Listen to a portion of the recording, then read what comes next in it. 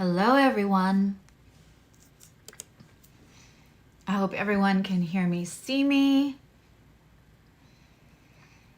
Happy Sunday. Thank you for your patience. We just finished with a members only Zoom. Instead of live streams, we have 2 Zooms a month for the nerds. The Astro Club gets to pick one or the other, and we just did one on the upcoming full moon and did chart readings, and it was just I love being in that space. And if you missed it for any reason, the posts were up and the emails were sent. But if you missed it for any reason, I actually recorded this one. So if you are a nerd and you missed it, email me and I can send you the recording. I did go through every rising sign, whether you were there or not. So just give me till the end of the day to get that all to you.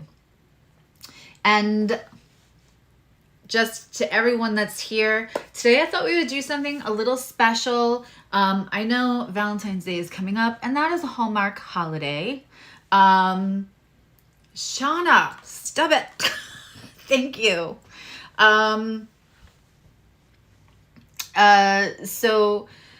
I thought today we would do like a love poll, and maybe not in the way that is expected. I don't want to say like what other people are doing. I feel like whenever we see creators, they go, no one's talking about this, no one's doing this. If I feel like you can't know what every creator on all platforms are doing. That feels, just to me, my humble opinion, feels a little egocentric. So we're not going to say that, but maybe a little unexpected kind of a love reading. So not only like what I'm going to pull oracles. I just want this to be for people who maybe even are in love situations that are great, but how we love, how we emote, how we let love in. You could be in a great relationship and still want more insight how to make it deeper, better, stronger, faster. So I know my daughter is making fun of me right now, and I'm okay with that. I'm with ya. The other night, I'm just going to share this. The other night, unexpectedly, my daughter and I sat down to have dinner, started watching Echo, which is the new series on Marvel, which we did not finish, so no spoilers, but excellent, excellent. And I hope that young lady is recognized for her insane acting skill. The only thing I will tell you about Echo, if you didn't watch Hawkeye, is they picked an actress who's actually deaf. So she has had that, all of her other abilities heightened. And I think that we focus on a lot of things as impairments, and what we see is how brilliantly she uses the strength of her other senses because she's not relying on the healing. But they actually picked an actress who has had hearing impairment, and as well as another one, which I won't give away, but and she still acts brilliantly. She's hardly ever speaking, and when she does, it's like a whisper. And the acting is riveting. I mean, the script, the everything. If you would probably want to watch Hawkeye first, and watch Echo. It's 5 quick but amazing. Anyway, we watched it, and inadvertently, totally by accident, stayed up till 8 o'clock in the morning with each other, laughing, like being silly. The next day I was like, I know we weren't drinking. I feel like literally, like it was so active. It was like a 2-person party. And I so appreciate that when you have adult children that have grown into like the people you actually want to hang out with. It's chef's kiss. So we were up all night having fun, and the reason I'm saying this is because there are ways that we love, and sometimes that is family, sometimes that is the other connections. It doesn't always have to be romantic, but there's so much insight into how we love and how we let love in. that I hope to also bring that to the table today, besides like what they're thinking about you. And yeah, we'll pull cards like that. Everybody kind of loves that. But I hope you get more out of it just than what is somebody else thinking of you, right? Because there's more to like put in our back pockets and use on a daily basis and for the rest of our lives, rather than what somebody's fleeting thoughts of us are, then you know, that kind of how we love, how we let people love us. So that is what I'm hoping to bring you today. And after a delayed start and a lengthy intro, let's begin. So let's do Aries rising, and let's do also, so this is first house placements, Aries rising. Also look for wherever you have your moon and your Venus. Okay.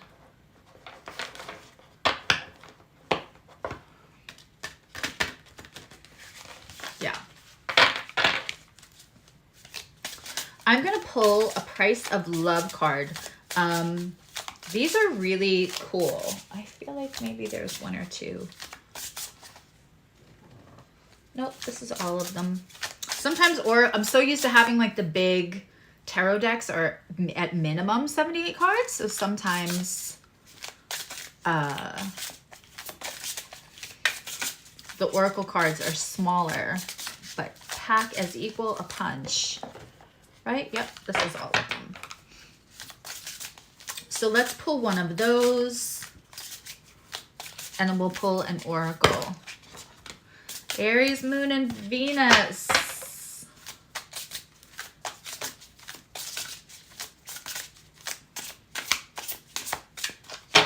Right, so Charlie's saying her moon in Cancer is in the first house, so this absolutely can also apply. And we just get love.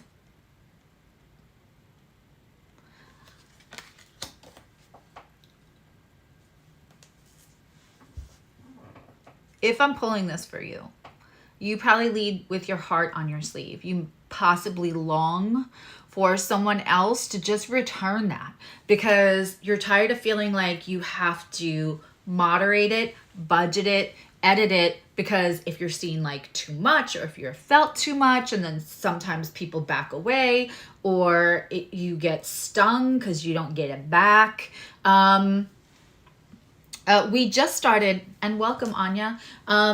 So with this love card, the reason that it's, you know, the person's wearing the amulet, this is somebody who wants to attract love. It's on their mind. It is probably energetically felt from them, even when we've tried to be like, that's enough for now, because when you have that first house, right? When we have that first house placement, or when we have that first house energy, people know when you love them. As an Aries moon, I can concur. If I love you, you certainly know it. You feel it. And as a Cancer, when I don't, you probably feel that too. Well, or if it, you know, where's its welcome? But that this energy of like accepting love, being love, this is way before I started a platform like this. I was pretty vocal on my Facebook, and you know how the memories come up, and I had all these posts all the time, just be love. Like if you just are love, and then watch it find you, and that is wonderful, but sometimes it's exhausting. Sometimes it feels like, okay, I'm love, but where is it back? So letting go of the expectation that this guarantees you, that being like, you have to give it away and not expect it back, which is it's a really hard thing. Let's look into if there's anything going on with relationship. Let's pull one card for Yeah, let's pull one card for if there's not a relationship yet. And let's pull a card for people already. My daily affirmation just was yelling at me. Okay. Do not disturb. Yeah, if love can feel like a bit like it's supposed to be a fairy tale, the thing is like where you nurture it, it'll grow. There have been big times when I did not have relationships, and I focused that love elsewhere because I love love, and I love to feel love, and I love to give love, and I love to cook and make something for somebody that makes them feel like, you know, and maybe I get that from my dad a little bit, a little of that hug and a cupcake. Understanding what somebody needs to feel seen. That's the Venus Leo, right? So like, I love giving that away. I had to learn at some point to like, I feel like money and love, you have to give it and not keep count. Like if you loan money to a friend, you have to just loan money to a friend, right? If you give somebody love, it's hard because when we start feeling that tennis game, when we start feeling that reciprocity, that back and forth, that dichotomy, it makes us feel alive. It makes us feel good. You know, love resonates in our little molecules. But we can build that. We can build that in a place where we also don't have the expectation, which is one of the hardest things to do, especially with the first house. Okay. Getting the self-love for people in relationships. Don't lose yourself in the actual relationship. So if you're in a relationship already, I want you to give some of yourself self-love. One, because, you know, the other thing about first house relationships and Aries moon is sometimes there's nothing wrong in the relationship per se, but it feels like an emptiness. It can feel like a hole. It can feel like you're not fully getting back 1,000% of what you put out, and you're putting out 1,000%.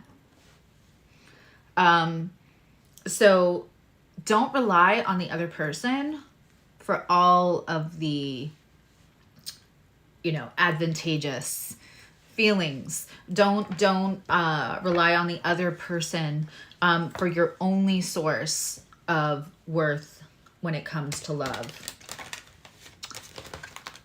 Hi, DeRay, and thank you. Hi, Tina. Hi, Doretha. And I'm going to do my romper room. Hi, Corey and Shauna and Anna and Juan and Lee. And Maricela. I hope I'm not an Annika. Hello. I hope I'm not missing anybody. Hi, Samantha. And Tina. There's 2 Tinas. And Tanya. Okay. And I think I saw Allison as well. Okay. So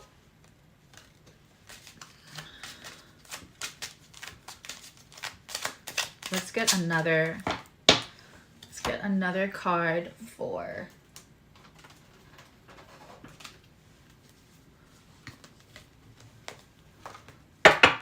we have trust. People looking for love. This situation is calling for trust. Let's look at an oracle.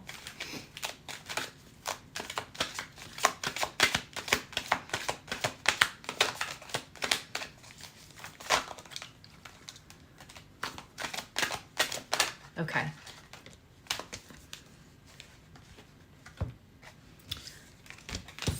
Okay, for people that are not in a relationship right now and are either looking for it or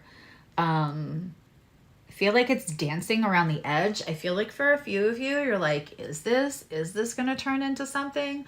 Or there's somebody that you can't tell if that's flirting or they're just that charming and outgoing. We have trust and higher power. I know, trust. If you are a Scorpio rising with a Scorpio first house moon, this reading applies to you. And if no one else knows why that's funny, I know my Scorpio rising, Scorpio first house moons know why that's funny. Trust. Higher power.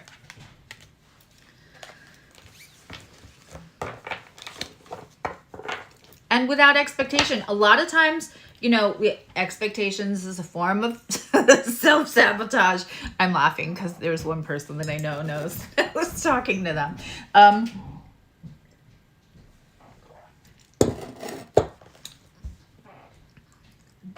Expectation is a form of self-sabotage. And then when you walk into that extra sus, Scorpios usually love humanity. They understand the pain of collective suffering. But on an individual basis, they are sus as fuck. Until you prove them that you're not going to harm them, that you're not going to do brain surgery with a monkey wrench and leave them with another wound. They would rather give themselves their own wounds. I'll take care of my own scars. So, trust. Higher power, right? Trust and higher power, and just know that like when you're giving out and giving out, it's leaning off of that expectation. You know what's really beautiful? If you put,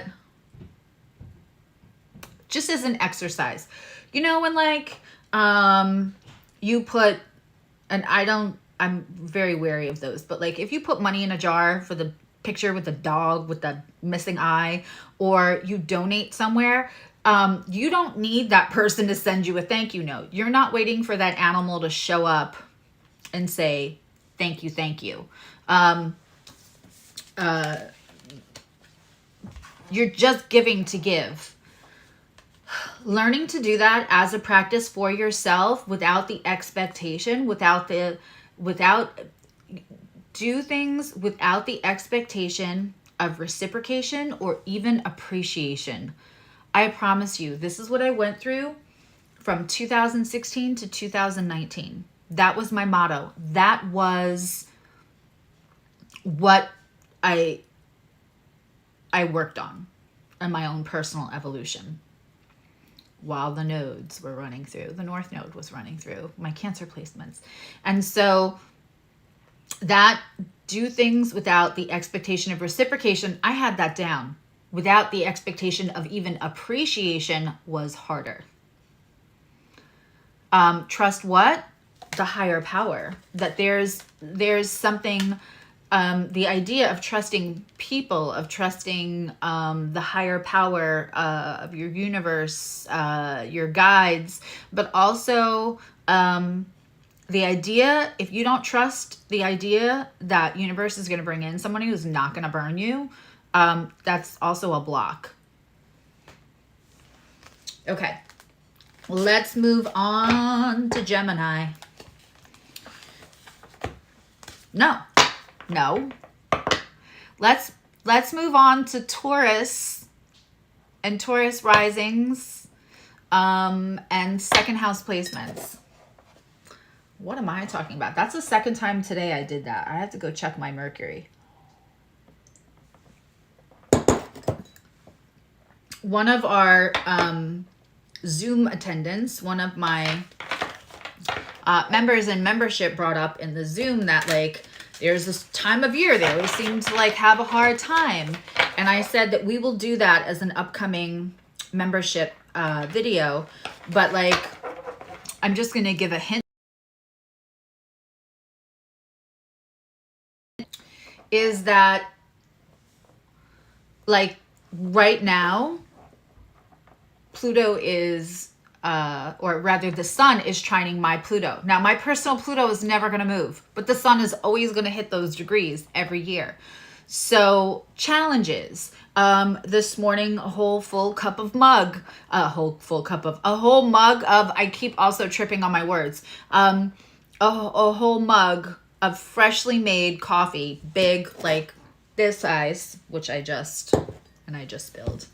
My Uranus is also getting an aspect right now. So the Mars in Capricorn is squaring my Uranus in the first house. So I keep spilling things and tripping on my words. Very physical things today. All over me, all over everything, all over the rug.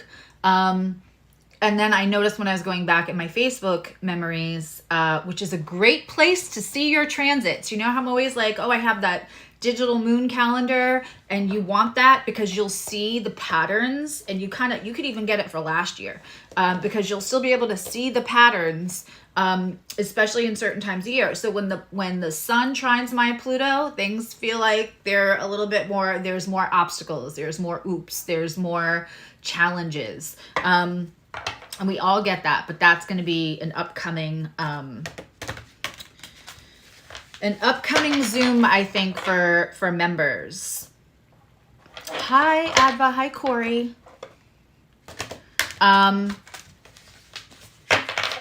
So that's something to look at. Just a little extra gimme. Emily, if you could timestamp that, that would be amazeballs. Let's get into Taurus. To be loved by a Taurus. I'm very lucky. I always say, like, I'm so lucky because I've had so many Tauruses, and still do in my life. But to be loved by a Taurus. It's funny, I only had one Taurus relationship. My goodness, did he spoil me. Okay. So, second house placements, Taurus, rising, Tauruses, what have you.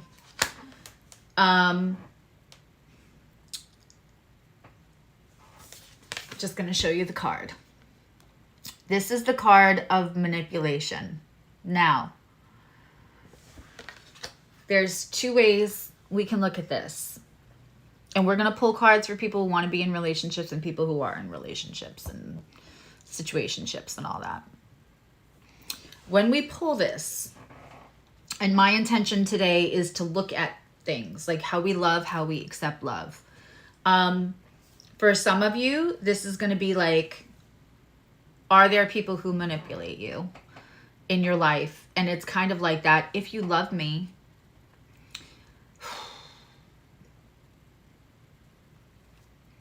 I love my mom. My mom has passed. I still love her. So I refuse to say I loved her because it didn't end. Love doesn't end. It just changes. Also, her mother was extremely emotionally manipulative. And some of it was so second nature that my mom would say things that she never meant to do.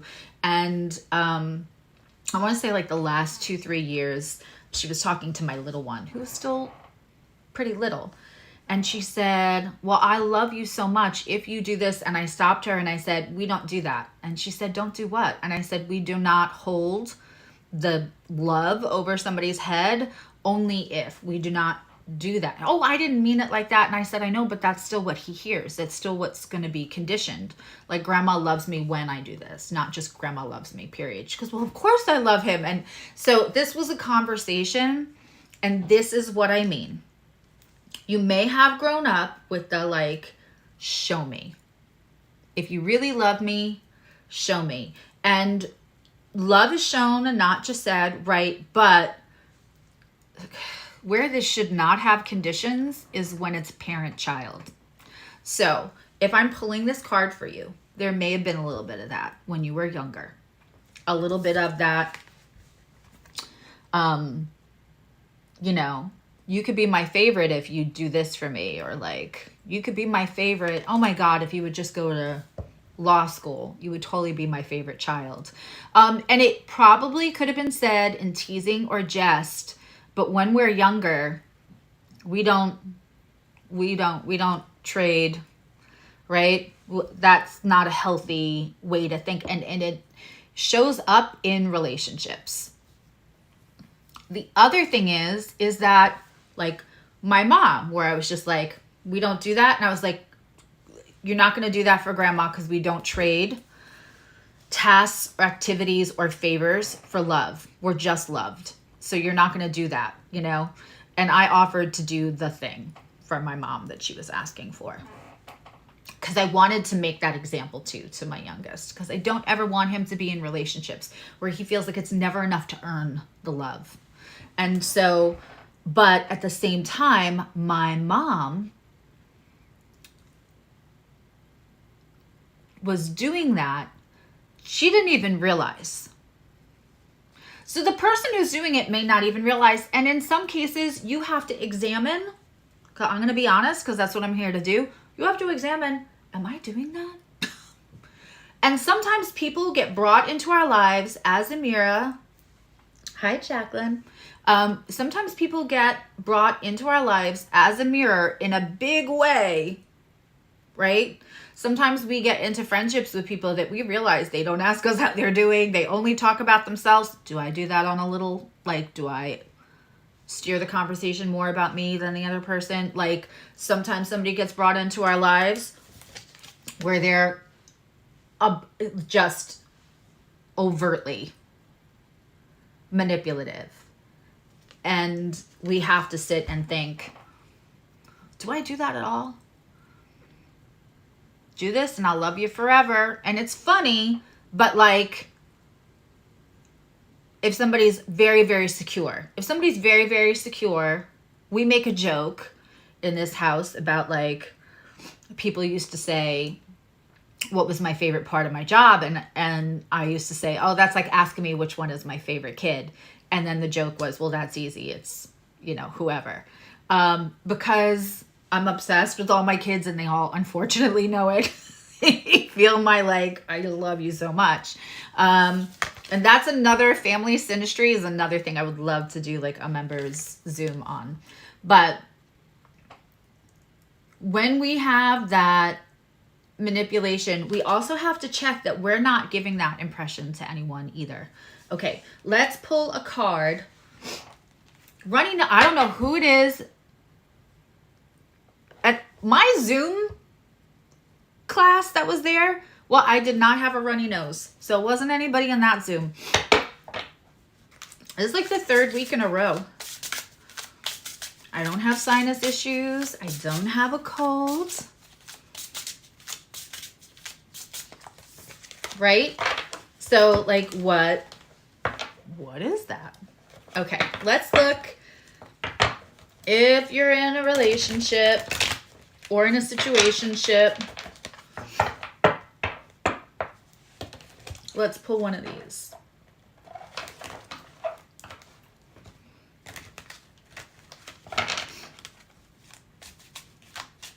Maricela, you're so cute. Juan, she's gunning for your job. She's greeting everyone. Can't trust those Cancers. You never know what we'll do.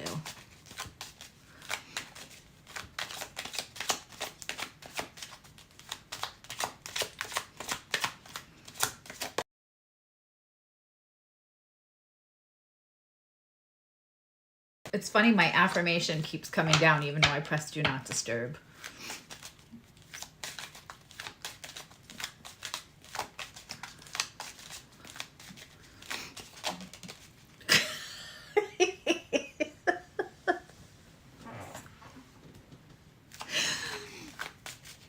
Oh, I love you all. I get plenty of joy.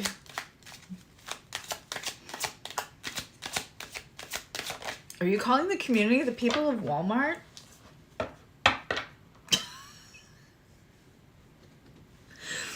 I'm dead. Deceased. Oh my God. Okay, so we have, and I want to pull my other cards for this. Because sometimes I don't love the,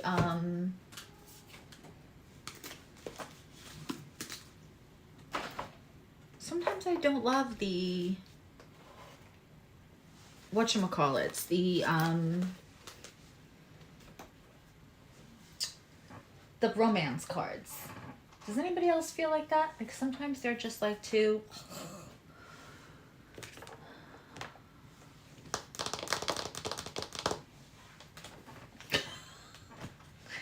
Can you tell what my problems are? My problems are I have too many decks of cards.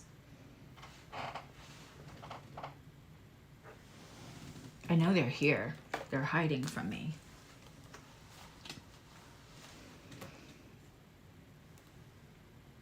They're not over there. I have another whole Oracle Love deck. Sorry, folks. We'll get the ride going again in like 2 minutes. Here they are. Here they are. I found them. Crisis averted.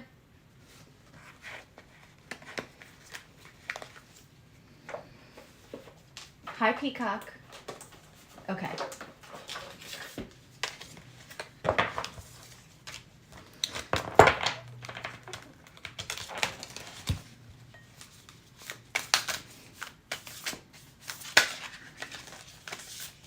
Yeah, I said that in my Zoom too. Like Saturn is like, you know what you're going to do later, bitch? You're going to deep clean everything, not just like reorganize. Me too, Jacqueline. Okay.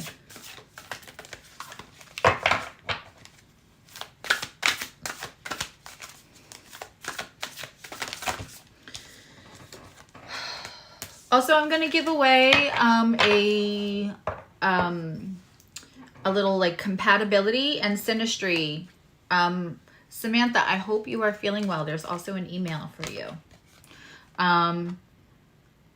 Okay, so it's saying if you're already in a relationship to focus on what's good in them. Right now, I feel like for my Taurus, who we're still on, let's take a Kipper card to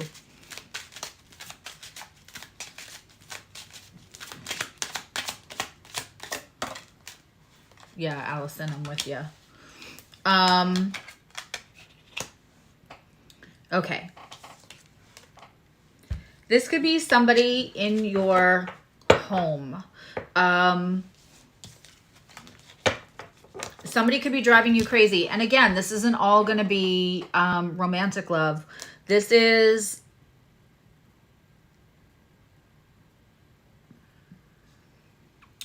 You may have to have a little grace or forgiveness for somebody. That doesn't mean you have to continue exchanging. Understanding where somebody's coming from, having empathy for them, having grace or forgiveness does not mean you have to keep accepting harmful behavior. Let me make sure I'm making that clear, right? But if I feel like this is for somebody who's like hurting over that person's behaviors or lack of reaction or something around that. And right now, you just have to maybe have a little grace and forgiveness, because the forgiveness and grace is going to benefit you. My chest is tight as I'm reading for that card. Let's get a card for people looking for love or looking for whatever they've got going on to get better or get gone so something else can come in.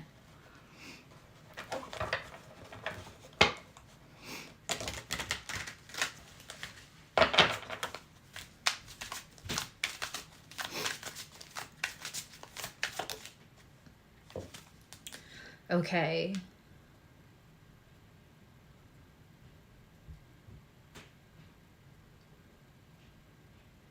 Whenever you lock eyes, sorry, it was a really hard time reading this. And I don't know that I have any. Do I have?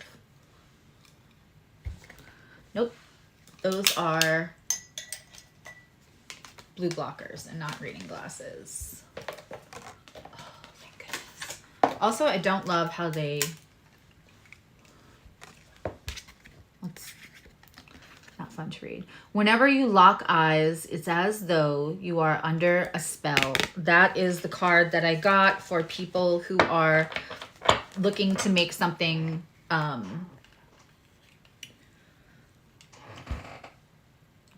more out of a situation or somebody. I just feel like this is, yeah, this is for somebody who for sure is, let's get another oracle for that. What's going on with this person that you feel it? So this is about chemistry. You're not crazy. The chemistry is there, and they probably feel it too. It just still feels like there's a little bit. Oh, wow. Covenant, sacred contract. So sometimes we have contracts with people we're supposed to interact with. Sometimes that does not mean. You can listen for your moon sign, babe. You can listen for your sun, your Venus, your first house. Basically, just listen, and what is going to resonate is going to resonate. But it's second house placements, Taurus placements. So if your sun or your moon or your Venus, or in especially sun, moon, Venus, or in that second house. When we have sacred contracts with somebody, they're here to work out.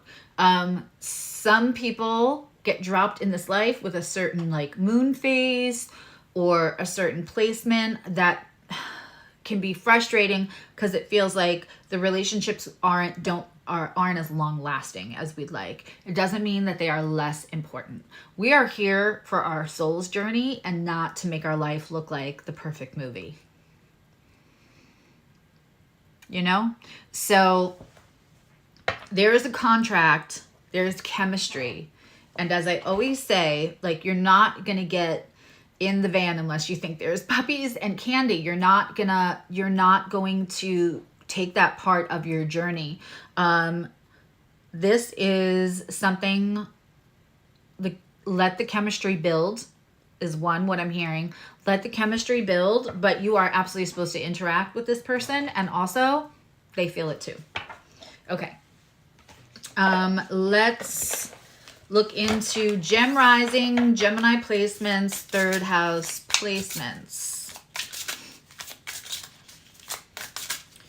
So like this is, and you know, you can feel the strength of the reading for somebody who's like Gemini rising and also has their moon in the third house. And actually somebody does have the placement in this community, because a lot of you, I kind of know your charts off the top of my head. But this person I definitely do. Then this reading might feel stronger than the reading that's in your sun sign, you know, because you've got two big. Euphoria. That's a very cool card. Do you need something to feel like euphoria, to feel like, do you need somebody to... Do you need that reassurance before you'll be brave enough to say, I have interest in you? Do you need something to be euphoria? This is a little bit like the first house read, in the idea that, one, when you feel that, are you convinced that's it? That's your person. The minute you feel euphoria with anyone. The other thing is in your head, does it need to be euphoria for both people before you think that it's solid enough to be a relationship, to withstand the blows that a relationship can take? You know, this is something to examine about how we love and how we let love in. That euphoric, and this absolutely, Rich Loop is a very interesting card reader. And there are a lot of things, you know, I am so grateful that I used to listen to him, like, especially in the beginning of my journey with tarot. But one of the things that he used to talk about, and I remember the first time I ever heard him say it, which was like years and years ago, was that like some of the music in movies are really, they celebrate heartache. They celebrate like the drama of it. And I was thinking like, oh my God, music and movies are so like important to us, and they're such expression, and that feels like it's like shaming Pisces, and because that's like the romantic escapism, right? But we can sometimes get caught up in the idea that when we have seen, if you did not grow up having a front row seat to what real love looks like, to what a lasting, right? And that's a lot of people if your parents didn't stay together. That's a lot of people if your parents stay together and they're miserable. So if your only front seat to that was through the lens of escapism, then I want you to know that like I just had this conversation with somebody that has Gemini rising with the 3rd house moon. You may need somebody, you may attract somebody that actually won't give you that euphoria with you might not be somebody who gives people that euphoria, that reassurance, that like, you might be an under-exaggerator. You might be like like somebody does something for you and they're like waiting, right, for that like, oh my God, this is great. And that's just not who you are. That would be disingenuous. So like having conversations too about like, you're never going to get that big reaction out of me, not because you're not worth that big reaction, but because that's feels disingenuous to me. And like, if that's a deal breaker, if that's a non-negotiable, then that's something you're going to have to work around. Samantha, I've got an alarm set to like do a healing jar and a candle for you that day. Just that's something to reflect on. Let's take a card. Yeah, let's take one of these. If you're in a relationship or you have a situation that involves love, it could be between you and a romantic partner. It could be between you and a family member or a friend. It's something where you really love somebody.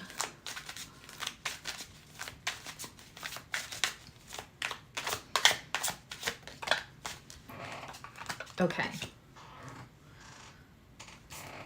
We got, this one is the one that, don't let anyone play mind games with you. Don't let anyone play mind games with you. This is for Gemini, Gemini risings, Gemini sun, moon, Venus, or 3rd house placements.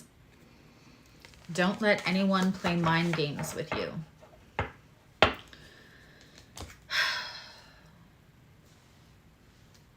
If you grew up without that verbal reassurance, if you can kind of be looking for reassurance, and if people can smell that on you, it's like gaslighting. Hi, Nikki. It can be gaslighting, honestly. And so look at your connection between,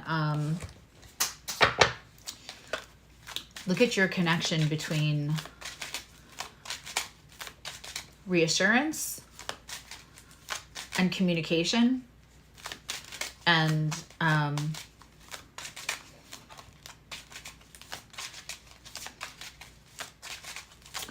also like, Geminis can want to see both sides of things, which makes them...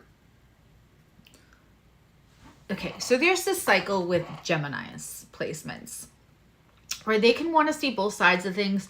So it's sometimes a little harder for them to see they will eventually. It's a little harder for them to see somebody for who they are. The other thing about that is that when they bump up, when they first meet somebody who's not healthy, that will gaslight people, that is a narcissist, is not very truthful with themselves and not very truthful with other people. What can happen is that at first, that person loves about the Gemini or the 3rd house placement that they can't see. Hi, Ashley. That they can't see. They love it that they're going to give them the benefit of the doubt. They're going to be able to see their side, whatever, origin story or whatever. Gemini is going to fully give them space to be who they are because Gemini appreciates that about other people. So without a lot of judgment, maybe they're going to give them space for whatever. Eventually, they're not just going to 100%, they're going to play a little bit of devil's advocate. And when that starts to happen, when you go, but what if this, that's when you're going to get gaslighted. And I see this with Gemini placements again and again through readings and relationships. And I just want to make sure I'm saying that to my beautiful, wonderful Geminis, whom I love. Don't forget, the thing that attracts some people to you is your ability to see both sides of the story. So if nobody else is giving them room for their side, a Gemini is going to. A Gemini is going to. Well, maybe they're just, maybe they're not a bad person, but maybe like you didn't take into consideration their conditions, or they have a hard time expressing that. But when that other person doesn't show anything else but that one thing, and you start to question, well, what about the other side too? Well, maybe you should also, and they don't, and a narcissist won't like that. And they will start to gaslight you. It's just something to be aware of, especially for my younger Geminis.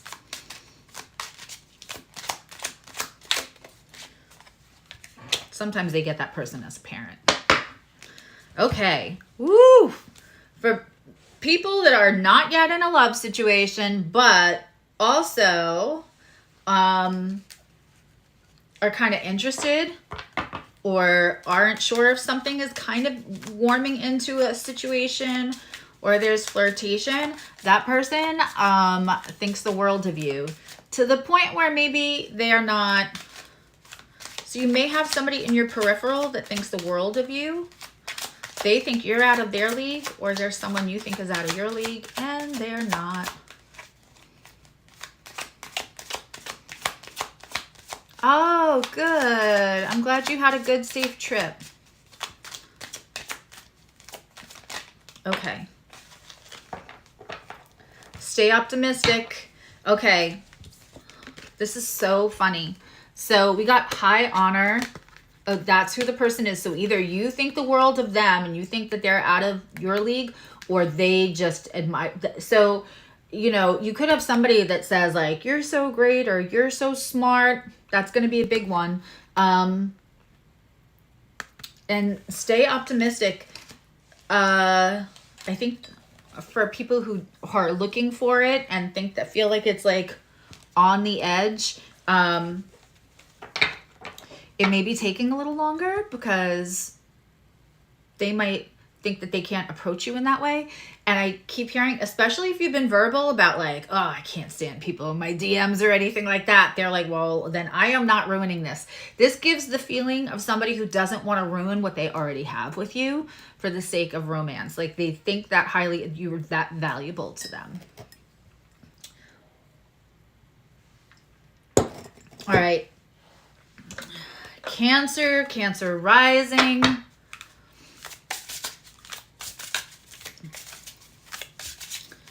And woo.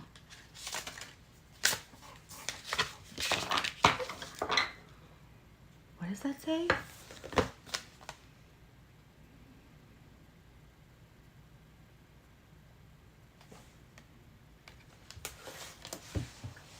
Un momento, por favor. Mijos and mijas. Okay. Well, what am I supposed to do with that?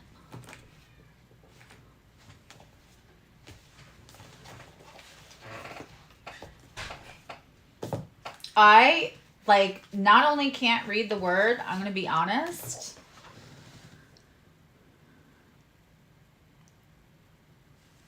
But even in every possible incarnation that I could read this word, I've never heard this word, so I don't want to speak on it. I'm going to leave that card out. I will examine that later, and maybe I'll do a little video. It's not meant to be.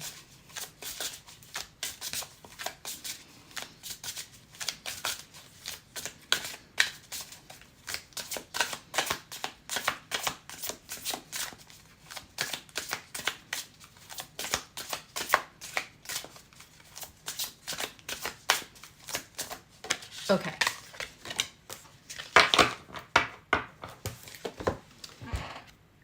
Communication.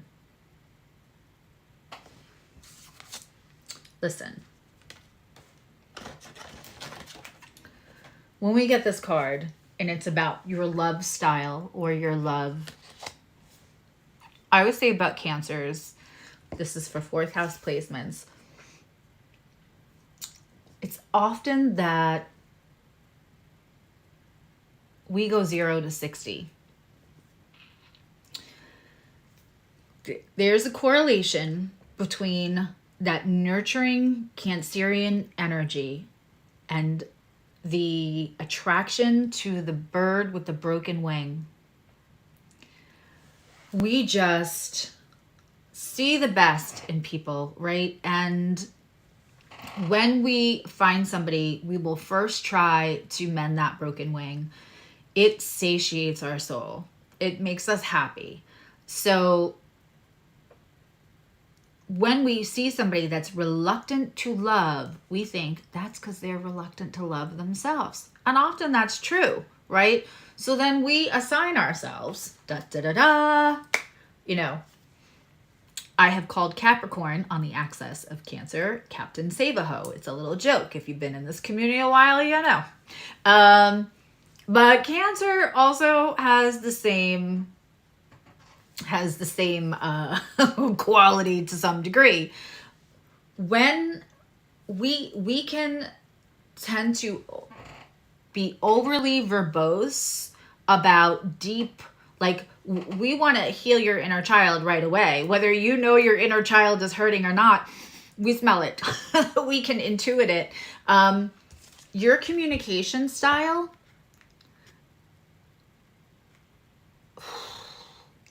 you mean it well, and it's beautiful. And sometimes you can change somebody's life with your words when you are being insightful and intelligent and helping them transform, and when you are being kind, and when you are being very intuitive.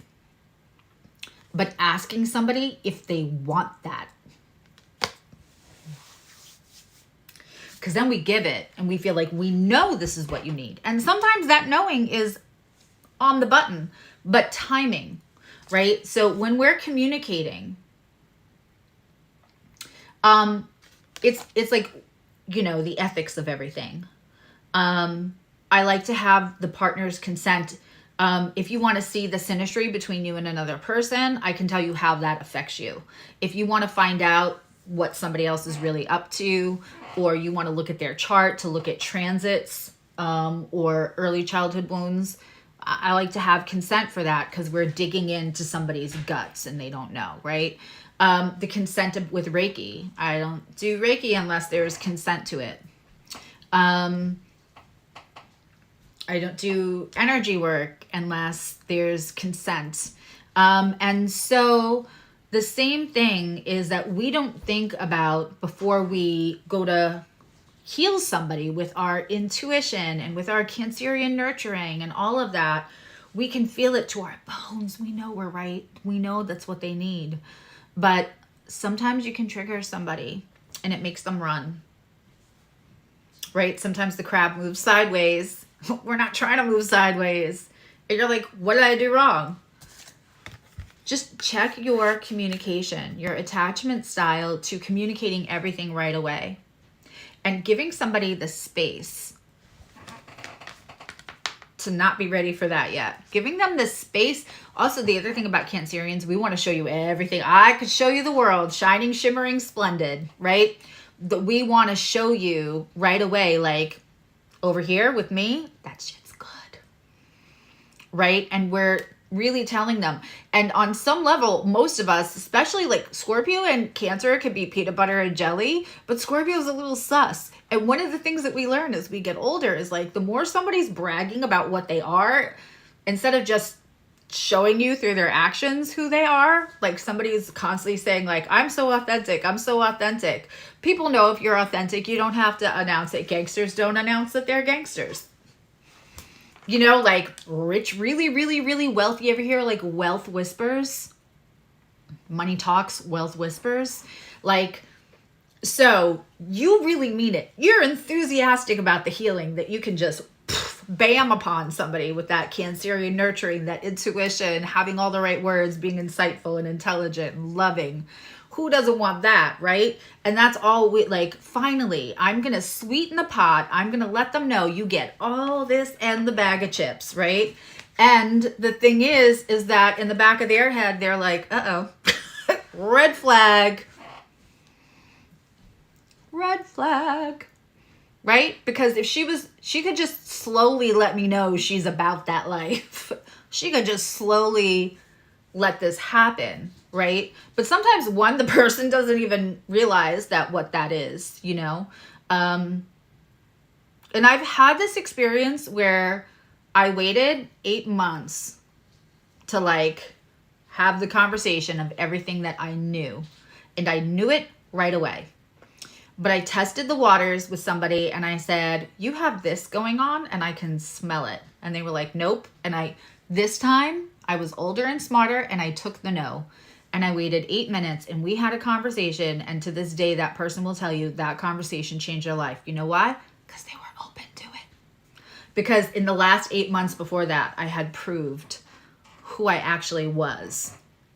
And there was no sense of like, am I safe with this person? Are they crazy? Are they a stage 5 clinger?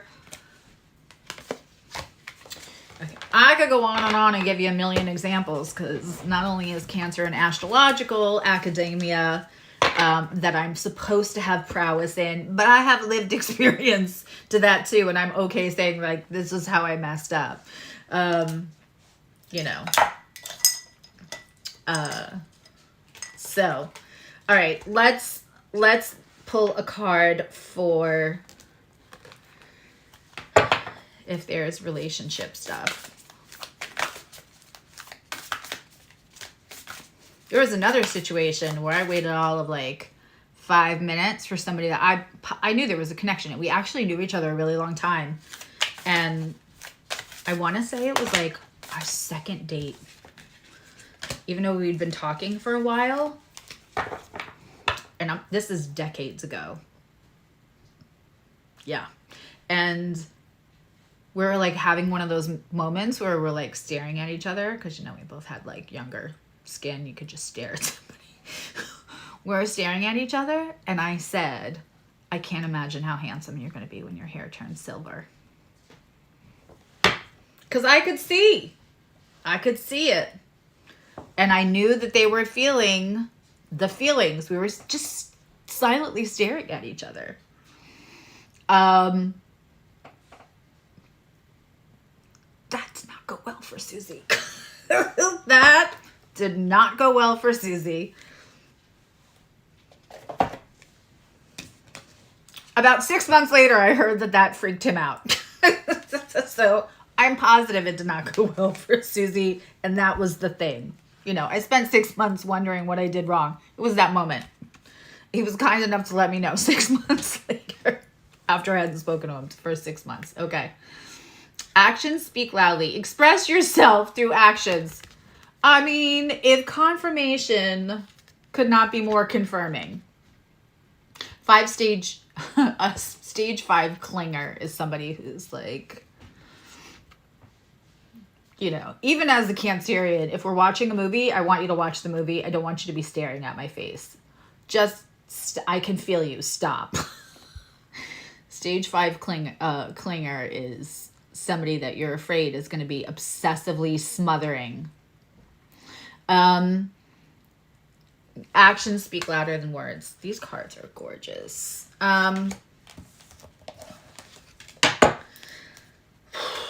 I feel like this is more about you taking words eagerly instead of actions. You know, because Cancerians are about that romance too. You're a stage 1 clinger. I like a stage 1 clinger. I don't even mind a stage 2, sometimes a stage 3.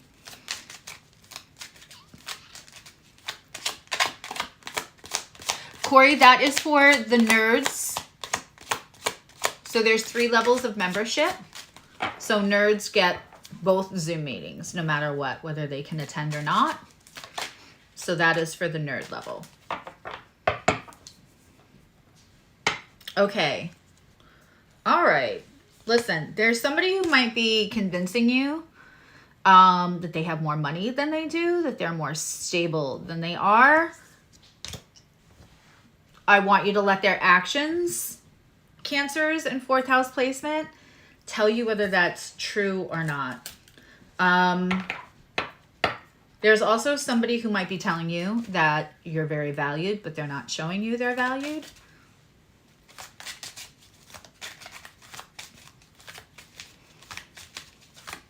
Yeah, I mean, if a stage 5 clinger finds a stage 5 clinger, then everybody's happy. Absolutely. But maybe you don't want to know that in the first 5 minutes of a relationship. And maybe there's something, maybe that's a red, even if you are a stage 5 clinger and you like a stage 5 clinger, the fact that everybody's showing that in the first 5 minutes may still be a red flag. And that's the thing too. I used to think that where have you been my whole life was like the best thing I could ever hear. Age. It's not psychotic. It's just, it's, that's an unhealthy obsessed. But stage 5 clinger is just like, what are you doing? They have to know where you are at all times. They might have you like, and you know, if you're married 20 years and you have location on each other, that's very different from dating a week and you have location on each other, or they think that you should be at the place where you have, you know, let things warm up. Stage 5 clinger is somebody who goes on a second date and doesn't move out of your house after they sleep over. That exists. I know actually somebody who married there, didn't move out, didn't go well. People don't usually show us fully who they are under 3 to 6 months. You know why? Even if they're not duplicitous, even if they're not hiding themselves, even if they're not trying to like lie or scam you or fool you, you're high on the chemical of oxytocin and dopamine. You are high on love. It's a very dangerous drug. You're not going to see that person angry in the beginning. You're not going to see that person in a bad mood. They're around you. They look like they slept with a hanger in their mouth. You got to wait 3 to 6 months to find out who you're really dealing with. It's chemical.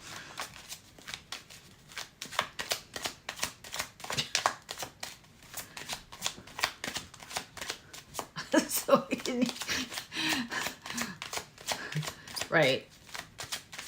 Right. Well, some people aren't going to let you sleep over on the second date either, but by the way, the person who let the person sleep over on the second date and they never, that wasn't me. I let somebody like, but very good friend who's very practical.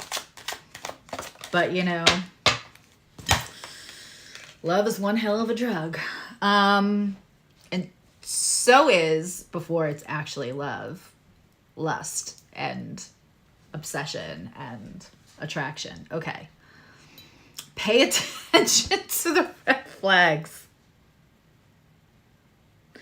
Cancer, just whether you're in a relationship, out of a relationship, want a relationship, watch you don't fix all of their problems and set up their life in the first 5 minutes.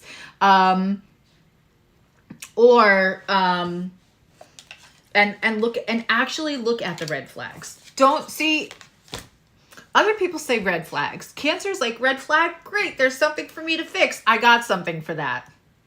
You know, Cancers are gonna, their love is like the Windex of my big fat Greek wedding. Just, they're gonna spray some Windex on it. They're just gonna spray some Cancerian healing love on it. It'll be fine. That red flag, I can, you know, I'll turn it pink. If you know, you know. Right.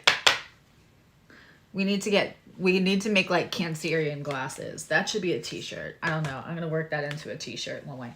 I know I don't have 12 t-shirts for 12 signs, but I refuse to just make t-shirts to make them. Like it has to hit all of those buttons. Okay. Good thing there's half and half in my coffee. Because I haven't eaten all day.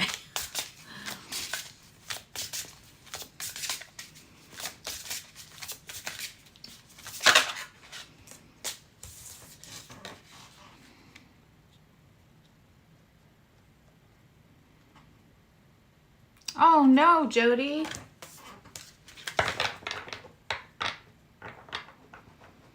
Do you have ice by you?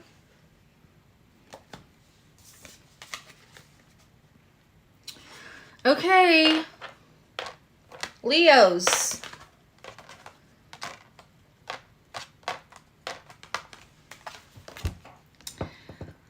Dream come true. Again, this is the card that we're looking at because that's what my intention was for attachment style, love style. So for some Leos, that's going to be like, you know, I'm your dream come true. I am what you've needed your whole life because you got the prize, right? And for other Leos, see, the thing about a Leo, I don't think they're self-centered at all. And in fact, I think if a Leo takes a shine to you, they want you on the pedestal next to them. They want you in the spotlight next to them. They want to shine up, polish up the partner. And so, you know, every sign can feel like this, but Leos can often find that they get in relationships where it feels like a dream come true for everybody, and the person appreciates them so much. So instead of like the Cancer saying like, you don't even know what you just found, baby. Like, you're getting all of this. I'm going to fix all your problems. I'm going to love you better than your mama ever could, and blah, blah, blah, right? The Leo is wanting and often hearing like the where have you been, or the like, oh my God, I can't believe I found you. I'm the luckiest. I'm the luckiest. I'm the luckiest. And if you get somebody who makes contact with your Venus placements or your Leo placements, you can experience this quite a bit. What can sometimes end up happening is that that person then starts to feel intimidated, feel like they can't keep up. Like the thing when somebody comes in and says that you're their dream come true and they're so lucky and they don't know how to land you and they're the luckiest person in the world and all that other stuff, make sure that they are not using everything that you worked hard, your shine, your Leos are givers. So you are like Leo moons, Leo suns. They liked, if you find somebody with a Leo Venus, they're going to be a really good gift giver, and they want to give something that's of value to you. When you have this Leo, and this is also for fifth house placements, when somebody says that dream come true, that can be a little bit of a red flag, because at some point that could be somebody bringing you two halves to make a whole, when you really should be bringing a whole person to the situation, and you enhance each other's joy. You give the environment for everybody to grow and heal, but somebody doesn't make you responsible for that.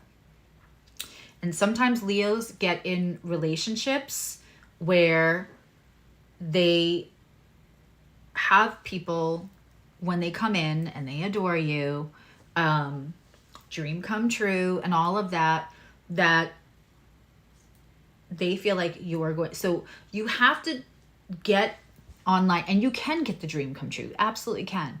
But make sure you're getting somebody who's also on par with, we're going to grow together, right? It's not like you found me, all your work is done because you got me. You have to do work on yourself, and not work to keep me, work on yourself, because I'm going to keep growing. So if we outgrow people and that's a problem for them, financially, physically, in any way, right? We don't want that. That's why it's dangerous to put people on a pedestal. I'm not a big fan.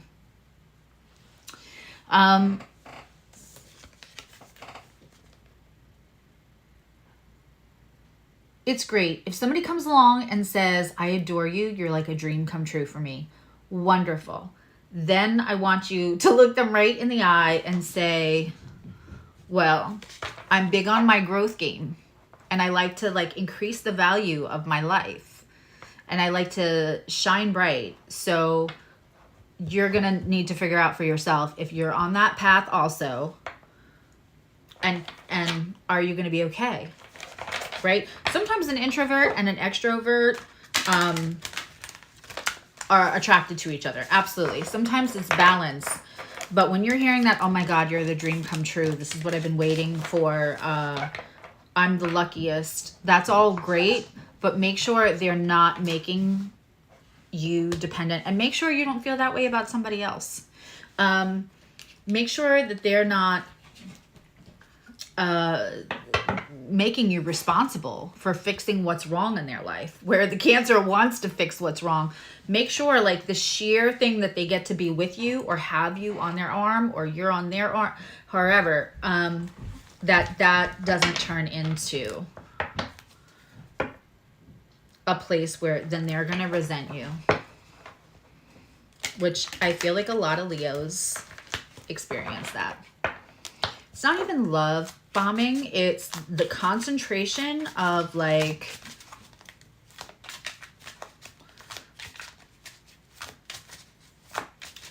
having you on my arm is everything. Be brave enough to have the conversation and be like, I'm glad you appreciate everything that I am. I'm big on my growth game. So I hope you are too, because I'm not going to want to feel like either of us ever has to feel bad if the other one's doing better momentarily while the other one is working on themselves. I don't want either of us to feel bad, and I don't want either of us to feel held back. You don't want to say to somebody, I don't want to feel held back, if you start to feel like resentful or intimidated. That's not nice. Just make sure that you're both on the same plane.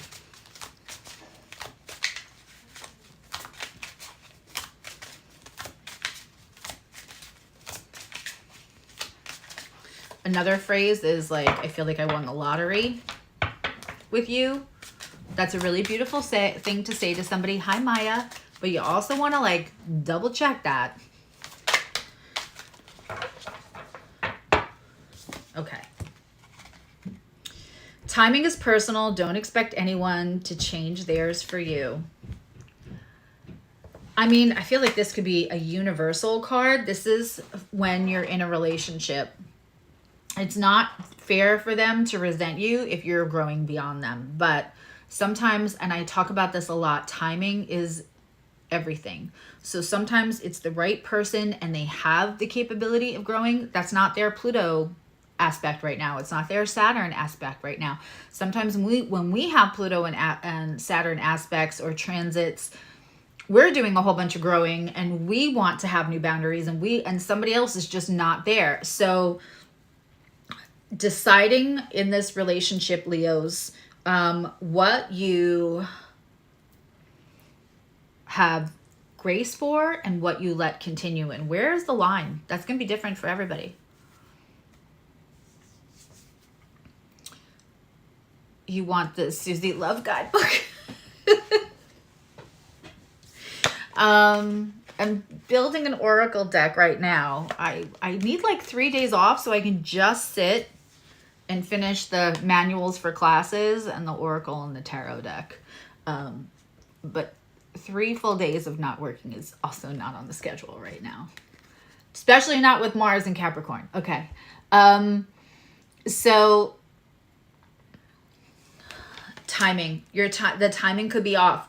So whether that's you focused on them being right where you're at because you have experience before. Sometimes too, if you're a Leo and if you've had those experiences, it's like you can smell the red flags before they're full red flags. And it might be like, I know where this is going. I'm a little worried. So there's timing involved in this. So woosah for a little bit. Let's pull a card for people wanting love in situationships, wanting to know if something is going to turn into something more.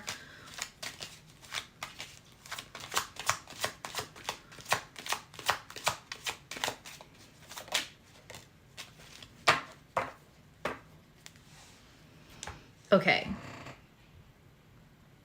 It is safe for you to love. Okay, so there's no matter what your last experience was, and for some reason I feel like Leos with that Venus retrograde, if you have Moon, Sun, Venus, and Leo, you might feel a little burnt. It's safe for you to love. whether that's somebody you already have picked out, but you might want to make that a mantra, Leo. It's safe for me to love. Set an alarm for it. Let's see. Yeah. Official person.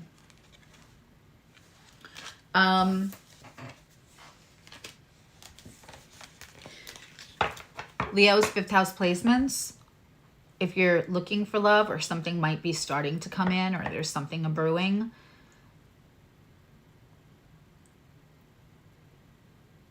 let them, like, this next person that's the right person is really going to go out of their way to, like, meet your requirements and show, like, they're not going to have any problem showing you. They're not going to have any problem showing you. And it's going to release a different part of you. But you'll know the difference between the false person and the official person, because the official person isn't going to talk about it. They're going to be about it, and they're going to give you space, and they're not going to rush you.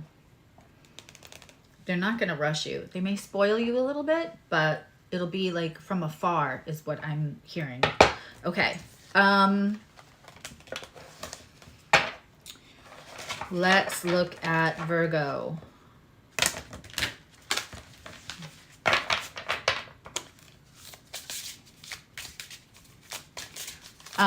Lee, if you want to come down and fix yourself something to eat, you have to be. You do not have to, you know.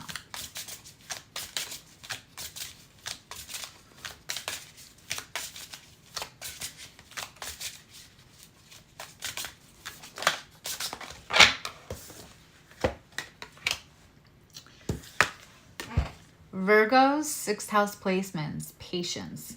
Virgo is probably like, you're effing kidding, Susie. I know how to be patient.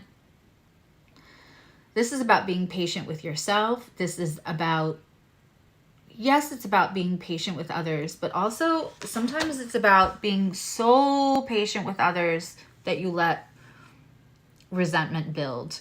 You can clearly see what the right decision is. You can clearly see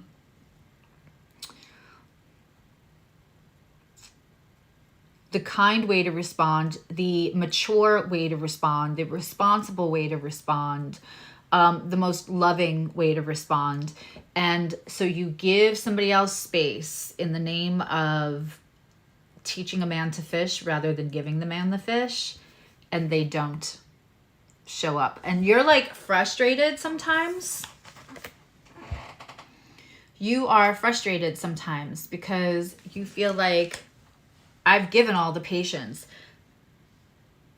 And then the patience can make you feel almost resentful. The patience can make you feel almost like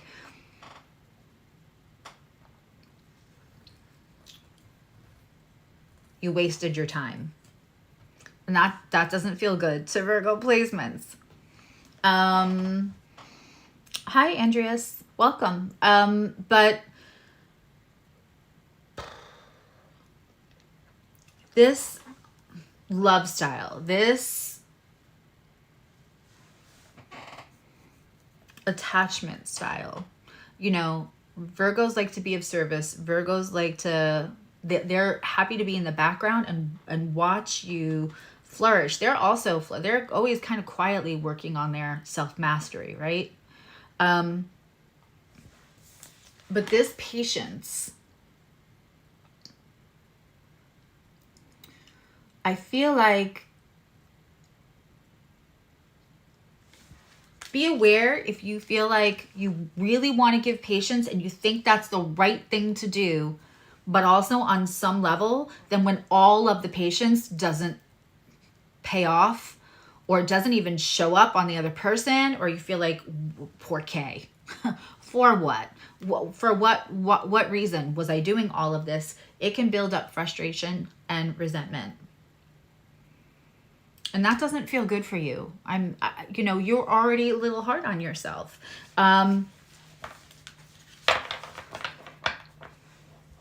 And some people will be like, I deal with a Virgo. They have zero chill. They have no patience. They're like, come on, you should have done it right 20 times ago. And sometimes my daughter probably feels that way. Like, obviously, we should have done it this way. If Woody had gone straight to the police. But I promise you, whatever patience you're not seeing is because there was a buildup and a quiet patience that lived inside that Virgo energy. And if there's any Virgos here, you can co-sign this, and you're also welcome to be in the comments going like, I feel like this is not right.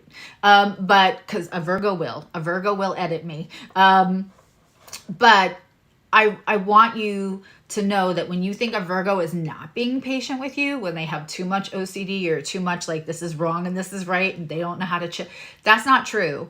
And also there was a patience that they quietly held for something before they mentioned it to you, giving you the space to do the right thing on your own, because teach a man to fish, don't give a man a fish. They want you to also accomplish that self-mastery. They want you to also accomplish that like peacefulness in what you produce. Really isn't about perfection. And a Virgo on their way to healing, not perfection, not mastery, but like healing starts to give into that. It's the peacefulness in what you produce, not the pursuit of perfection. Yeah. If you think the Virgo has no chill and they didn't have patience for you, there was a whole space of time when they were being quietly patient. Thinking that they were leading by example, thinking that they gave you all the tools that you needed to get there by yourself. Because they don't want to take away your sense of accomplishment. They love the sense of accomplishment. So they don't want to take away yours. Not a healthy Virgo. But also, Virgos, careful that you're waiting to speak what you want to speak so that it doesn't build up resentment because no one knows, right?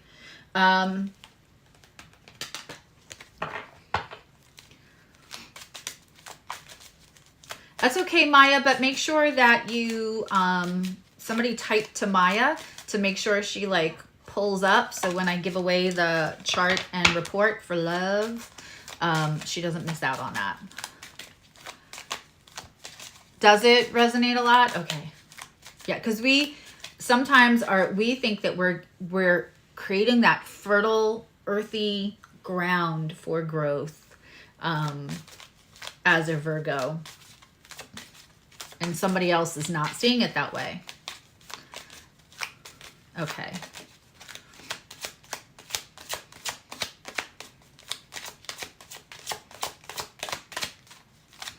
That's funny, Juan. I feel like inner peace is directly correlated to how we experience and find happiness. I think when we have inner peace, I heard somebody say this weekend, and I've said it before, but it was just such a bell that rung, that it's hard to grow with somebody who won't deal with conflict, who won't have the hard conversation. You can't grow with somebody. You can't grow with a friendship. You can't grow with a relationship. You can't grow with family that avoid conflict completely. And when we avoid conflict on the outside, we sacrifice conflict for the inside because we're not saying the thing out loud. And inner peace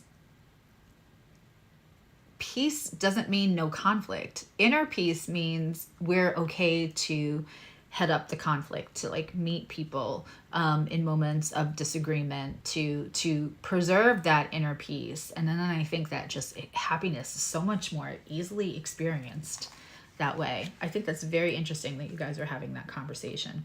Okay, Virgo, we have romantic feelings for that person. Why is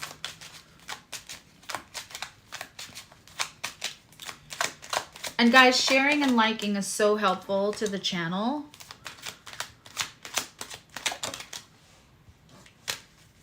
Whoa. This is for somebody in a relationship already. Listen, there could be a little relationship problem, and there could be a little lack of romance, and you're feeling it, and you're not sure if they're feeling it. I think, Virgo, your person may be going through... I'm going to take an oracle card for this. I think your person may be going through a little of their own, like, kind of self-imprisonment. They're not sharing either, which is a shame. But I can feel things are rocky right now. And your romantic feelings may not be as received as you'd like them to. That's gonna pass. It's gonna pass. It's gonna pass.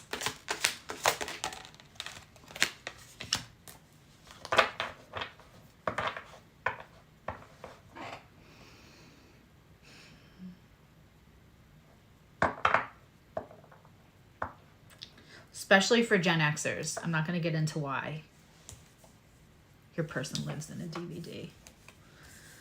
Is it Colin Firth? Because I will co-sign that. Virgo gets by the book. 6th house placement and Virgo gets by the book. Just nobody else thinks that's as funny as I do. I'm gonna need my glasses. It's like school in the summer today. I got no class, so I'm not in a hurry to end this. So out comes the book. Also, if you're not Gen X and you don't get that joke, sorry.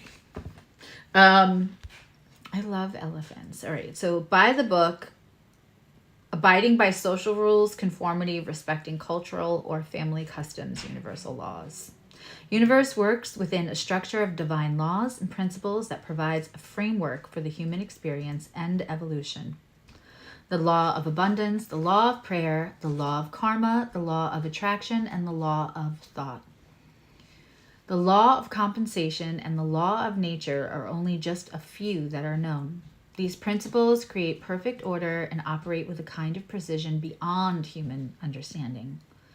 Even revolution has its place in human law. Human feelings, in turn, have their own laws and customs that vary from culture to culture and family to family. This is a time to learn these laws and conform to them, rather than being the rebel and flouting them. Learning your inner laws, your non-negotiables, is paramount to inner peace. How crazy? The oracle card. I love a good oracle card. I'm sure you're all sick of me saying that. I can't read the chat with these on.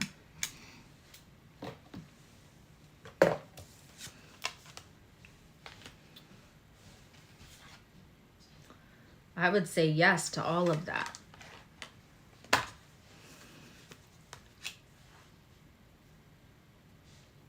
Waiting for somebody because you think you're priming the situation for them to learn, get over the thing, get out of their own self-imprisonment. Even though Virgos are the first people to tell you to not have expectations, you're still human. And again, like they were saying, these laws of attraction, these laws of structure that are built up universally through quantum physics, right? They still, sometimes our human experiences and our human feelings kind of bump those, right? And we still feel the feelings about those things.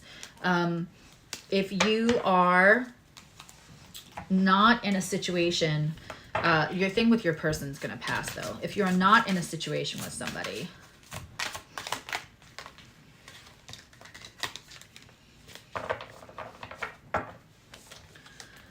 okay, there's somebody you may not have a lot of chemistry with, but they get you. Yeah, move towards that, which makes you happy. There's somebody in your peripheral that you're not spending as much time with, but they totally, this is for single Virgos, they get you. But I don't think that there's attraction yet. If you spend, I think there's another side of them you're not feeling. I think we're 6th house placements, Virgo. I think there's another side of them that you're not like, there's someone that you could spend more time with, and they do get you. And there's more there to unfold. There is more there to unfold. All right, Libras.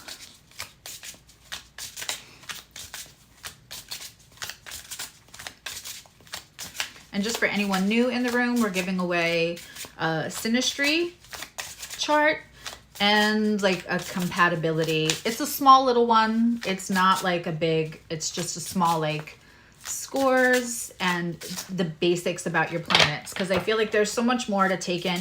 And again, I will say this all day long. I have had people bring me, come to me and be like, this, I was going to ask you about a person, but I got a report and the report said no. And then I look at the actual synastry and I look at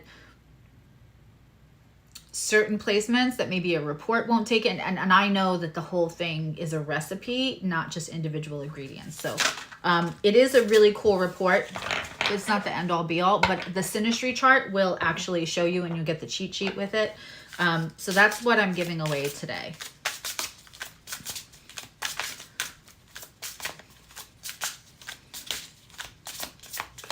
Hi, lovely Shauna. I said hi to you, but I'll say hi to you again. Okay, so Libra. Oh, thanks. I actually try to give something away because I appreciate the community, and like any YouTuber who's not telling you how valuable, there's no us without a community, without subscribers, without people watching. And here's the thing, like my lives may be smaller compared to some people's, but the watch hours that go into my video, I know. I have to think of some kind of giveaway for the replay watchers. Comment because the video will be done. If you're watching, if you're a replay, comment what kind of giveaway you want for the replay viewers. But yeah, we have everything to be grateful for, and we should show that appreciation. There's my Leo Venus. So we have romance. Romance. What a Libra thing to get. Ruled by Venus. And it's the flowers. It's the aesthetic, you know. Libra expression of Venus is, and I just took like this fantastic class about Venus. But Venus in Libra is the expressive. Some will correlate it to like the evening star, like how the sky looks. The sunset is Libra Venus with all the different colors, and the sunrise with your feet in the grass is Taurus. It's closer to the ground, it is, right?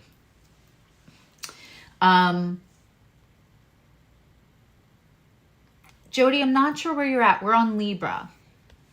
So we're just talking about the if you have Libra placements or 7th house placements. So like I'm an Aries moon, but it's in the 7th house. So this would still kind of apply to me. But when Libra is run by Venus, so it's not just like Venus, the sign, Libra is run by Venus. So,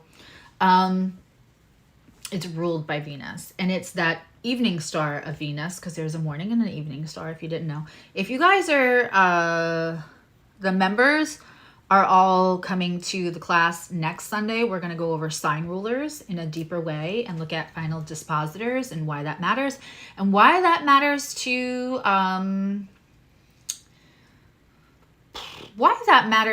like in a sense of like when you're looking at somebody else's final dispositors, and why sometimes they'll tell you like, oh, this sign can't go with this sign, but you guys have the same major energy, or something else will tell you like all this should line up and it doesn't feel like it does. So we're going to go into that. So all of the members, if you haven't seen that post, and if you want to join membership, that's for every level. That's okay.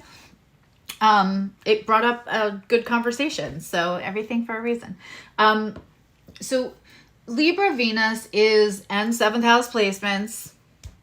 We do love the romance part of things. And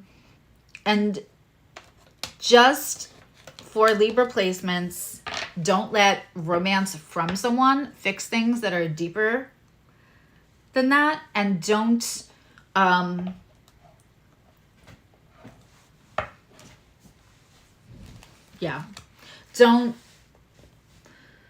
I mean, everybody loves the romance. Not everybody, but most people love the romance, but it can't be the Band-Aid for everything. So don't let somebody put the romance Band-Aid on something that needs deeper attention. And don't also try to give that as the deeper attention. Don't also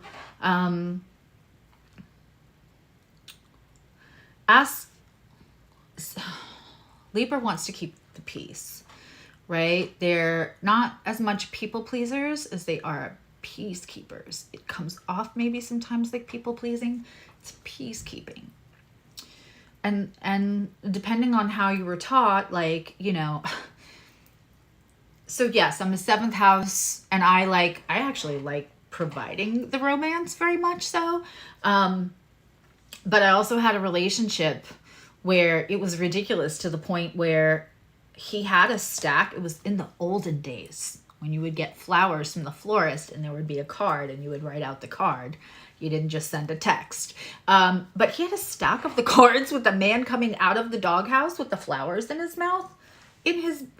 I was rarely in his bedroom. His parents were strict. And then the one day he was like running up there to get something. And he was like, oh, you want to, and I see that he's got the stack of them.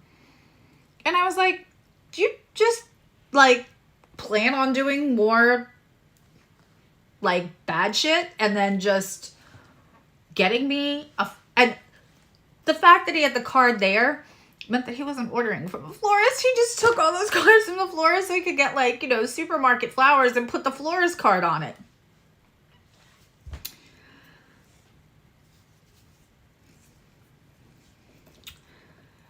That's not okay. Like, you know, we still, so it can be thematic for 7th house placements and Libra placements that either you're with somebody who thinks like, oh, I'll get them flowers, right? Pre-planned shenanigans and not good shenanigans, right? So like,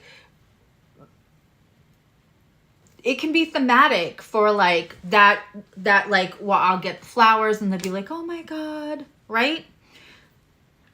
So look around, and it doesn't necessarily have to be flowers, but you know what it is. Like, you know, like somebody's mad at you. You're going to make sure you clean the house and have dinner ready.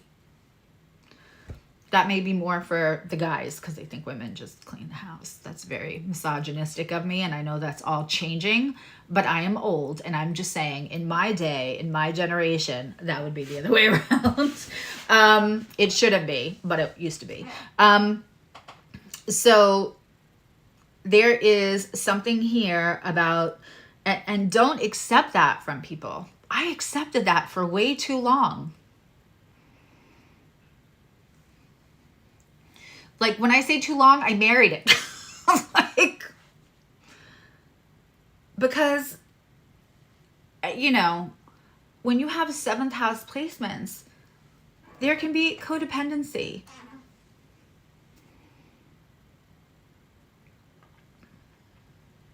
There can be codependency. And so 7th house placements really wants to be cuffed. It wants it to be cuffing season all the time. And so you have to look at how much you just accept romance. How much you just accept romance instead of the deeper connections, instead of the changed behavior. Because it's easier to keep the peace. It's easier to think this is rolling right along. They messed up, but they gave me flowers. They messed up, but they made the dinner. They messed up, but they got me the purse. You know, gifts can be some people's love languages, but make sure it's not, that's just extra. Oh, it's okay. I absolutely got the best things out of that. I got 2 of my kids. So don't cry for me, Evita. I would not trade. I would not go back and do anything different. But I'm just saying those 7th house placements can really be, they can be apt towards codependency. And that's such like a word to use, and I hate using it. But it is what it is. Okay, so let's look at, let's take the other cards for how I do that. How do I lose a giant deck? It's right here. I didn't lose it.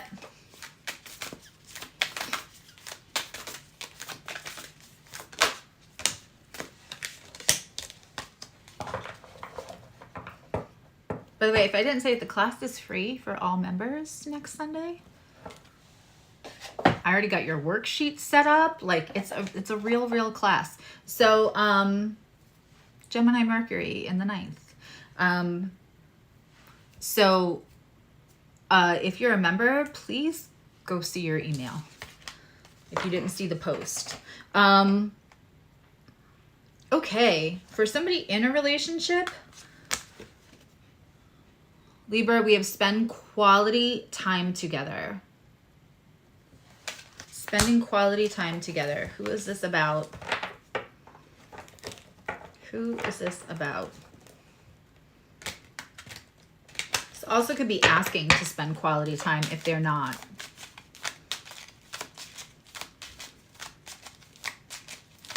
Right? And this is like everybody's got different love languages. You can't assume. Part of this is just not assuming what the other person's love language is. Okay, so spending quality time together, doing brown chicken, brown cow. The lovers. Lover. So, if you're in a relationship, quality time together in a brown chicken, brown cow way. That could have not been more clear. We don't need a lot of delineation on that reading. Okay, and if you're not,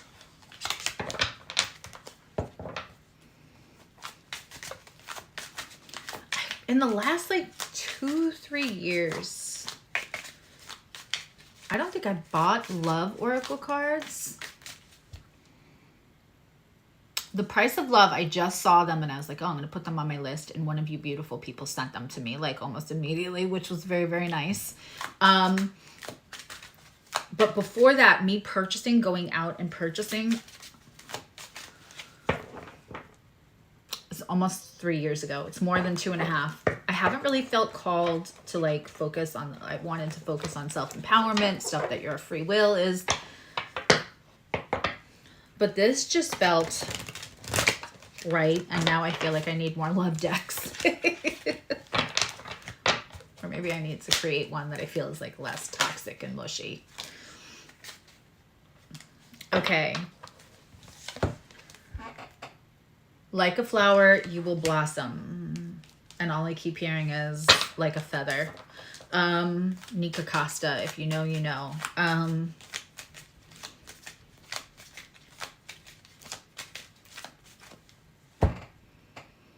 I'm just going to say what I'm hearing right now, and it's 3:33 on the clock, but I am hearing like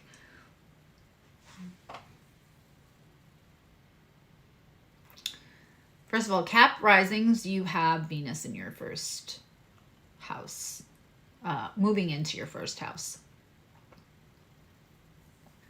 If you're not already with somebody, there's somebody out there that's going to listen to this. And I'm sorry, because I'm going to get a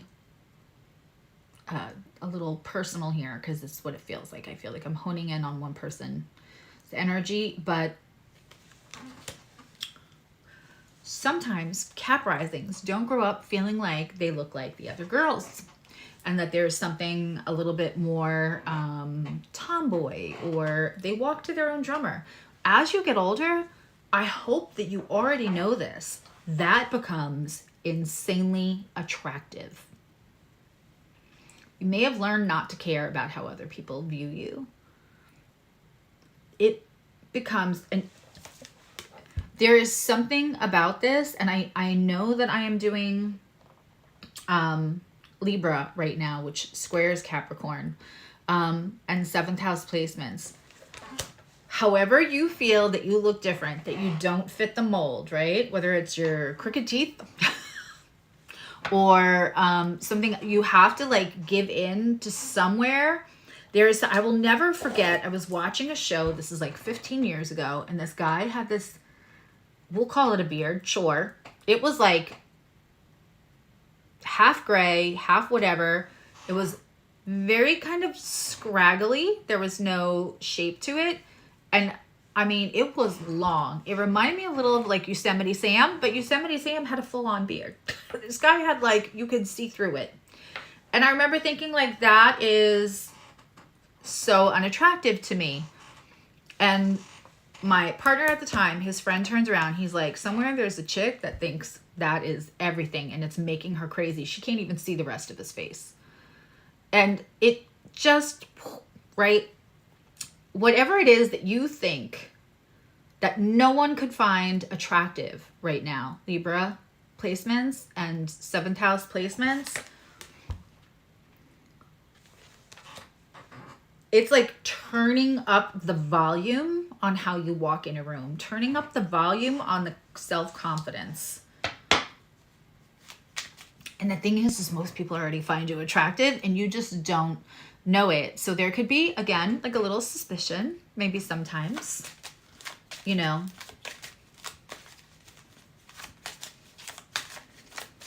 Little suspicion there. But yeah, there's a blossoming here, but it says you will blossom. This is about your own perception. Yeah.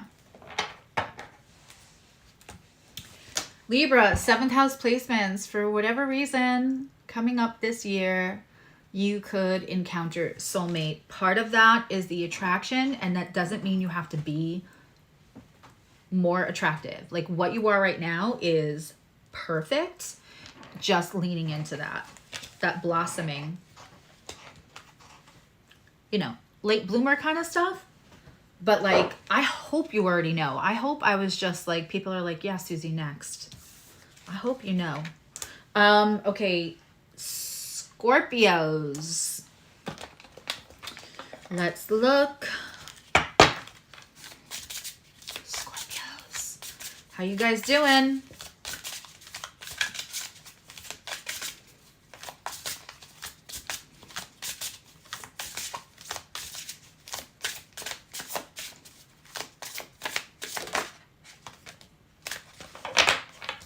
Why am I a sexy minx? That's hilarious.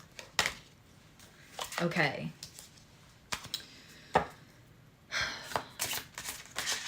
Sorry, it was a whole bunch.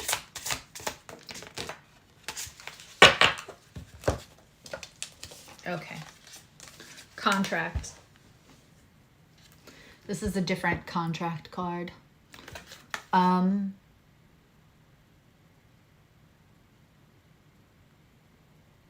Oh, it's the lorem ipsum. I was hoping it was going to be like in Latin or something that I could try to decipher or translate. It's not. It's a lorem ipsum. It's just, that is fake text. That means nothing. But we have contract. I mean, Scorpios is a fixed. Scorpios are fixed. Scorpios,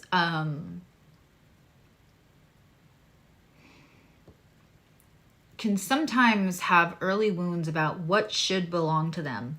You know, again, a lot of that is parental. A lot of that is feeling like they didn't get the happy endings and they had to go through something that they shouldn't have at an early age. And so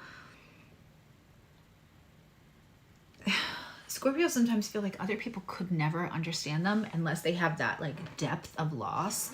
And then when they meet somebody that feels like, I have a soul contract with this person, I have like some kind of almost fatal attraction kind of love, right? because they want to be known, but they also want to be guarded.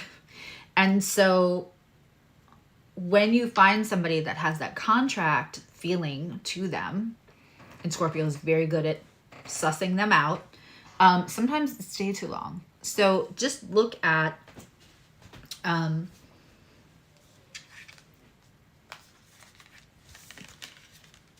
if ever you've been attracted to darkness because you feel like, well, that's somebody who's going to understand me, or are you attracted to darkness on some subconscious level because you feel like that's what I get out of this life? No sense trying to do the happy ending thing. Childhood taught me that's not my bag, right? And also, how long do you hold on to something? Like, you can do Cat in Boots, Cat with a K, on TikTok. She's got tons of free healings, and one of them is to like cut contracts for those that no longer serve you. Only in your highest good. It's not going to cut your contracts between you and your kids, or you and people that are healthy. But like, you can, and I would encourage Scorpio and 8th house placements to like, you know, go ahead and do a contract. Could I do that? Repeat that healing? Yes, but Kat's got it on her page. And so Cat N with an N Boots. I can't remember if there was an S or an Z at the end of it, but like, there's only one of her. The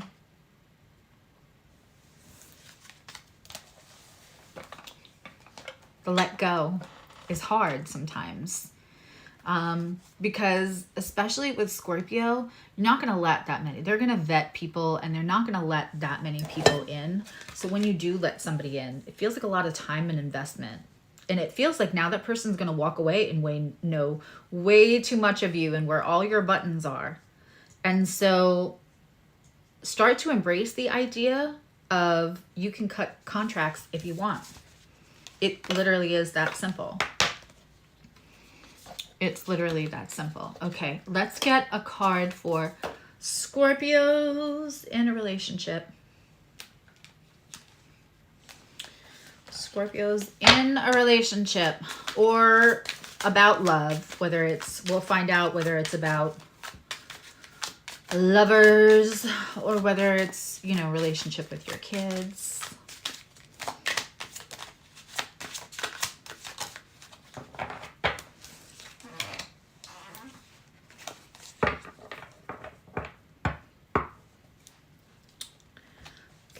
We have fill your cup first.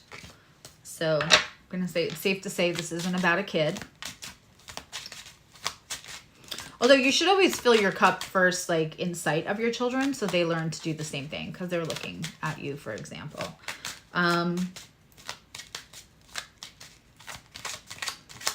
This feels like looking for approval from a relationship that may have faded, that you're just not going to get it because that's who they are.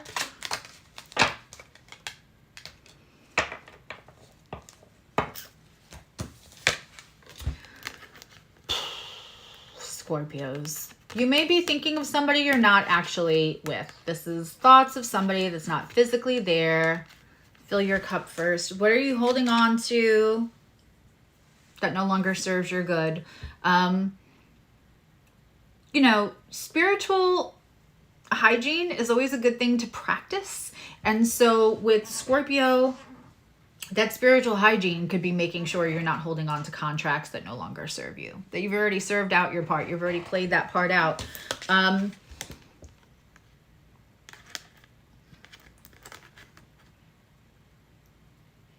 For Scorpios, I'm just going to say it. There might be something a little softer, a little bit more nurturing.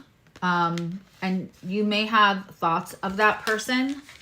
And by all means, I'm a big proponent. If one thing isn't working for you, leave it first before you contact this person. But if somebody is not, if you're not fulfilled, and if you just keep trying to like put effort in to like make something stay that's no longer serving you, you're going to have to make the changes. Hey, listen, you're the Phoenix. You know how to transform, even though you want to like stay in the same place while you think.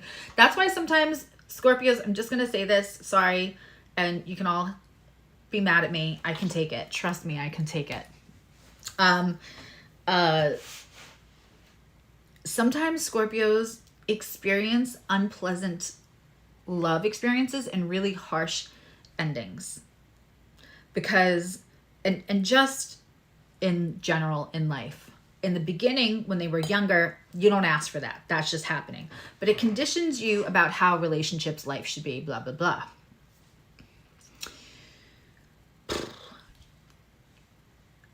Let's give Scorpio some credit here for being the sign of transformation in a fixed sign. That's not an easy task.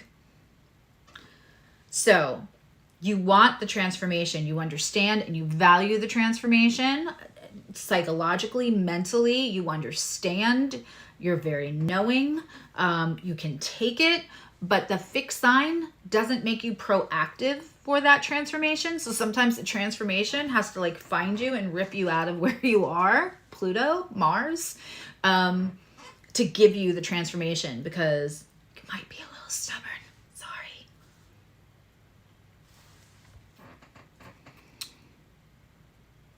Your level of discomfort or pain through a transit or transition in life will always be directly correlated to your resistance to it. But this is waiting for you. You already know. Your 8th house Scorpio, little super brain, already knows. You already know. All right, let's see if you are... So you guys do what you got to do. A lot of times Scorpios will wait for the other person to break up with them, so don't have to be the bad guy.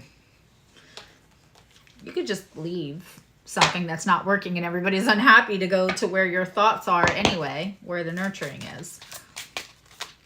You're allowed. It's free will. Okay, let's pull cards for Scorpios looking to be in a relationship or wondering if,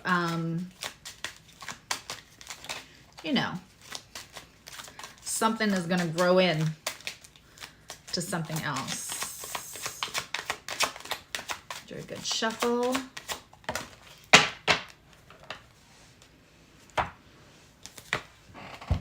Okay. I said recently, I want to say last Sunday, that it was going to become, or maybe I said it Wednesday in the Scorpio read, that it's going to, maybe I said it both times, that as we go into Pluto and Aquarius and people really appreciating authenticity, like real genuine authenticity, this is oxymoron, Suzzy, the Scorpios will get a little bit more appreciation because people are going to be less obsessed on things looking perfect. Hopefully, God, we'll stop seeing like 20-year-olds getting plastic surgery. The idea of perfection, which is never going to be, that's not a real thing.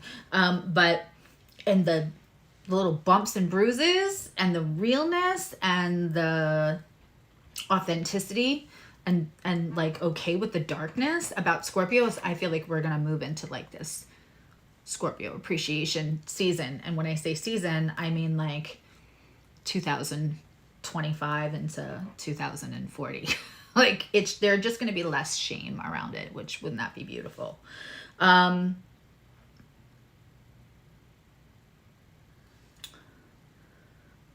There is right now an awakening and awareness. People are doing the work. People are finding out about trauma, right? It's everywhere. It's not just me anymore. It's everywhere. And we start to understand when we meet somebody who does not love themselves, and there are clear signs, and we all know what the signs are now, we go, uh-oh. Loving yourself first is important. Because you should love yourself first. Let go of the shame, let go of everything. The other thing is, if you're going to attract in that person that you want, or you're going to attract in something that's actually good for you, where the bad boy, bad girl thing will kind of always be like rebel without a cause, a little bit attractive. People putting continuous effort to make you feel like you're worth it, which is also then going to help your self-worth and not have somebody make a big deal out of you and then it deflate. People read this stuff now. The whole world is intuitive. People can sniff out if you don't love yourself more than they ever could. And where that used to be a plus and a bonus, right? You're going to have to, let's get an oracle. You're really actually to attract in something that's going to really work for you and be here for the way you want it to. Listen, you want to cuff someone and cuff them forever. You want to have that intimacy. And if you want it to last, because you're not going to let them go anyway, because Scorpio, then you might as well set yourself up for success.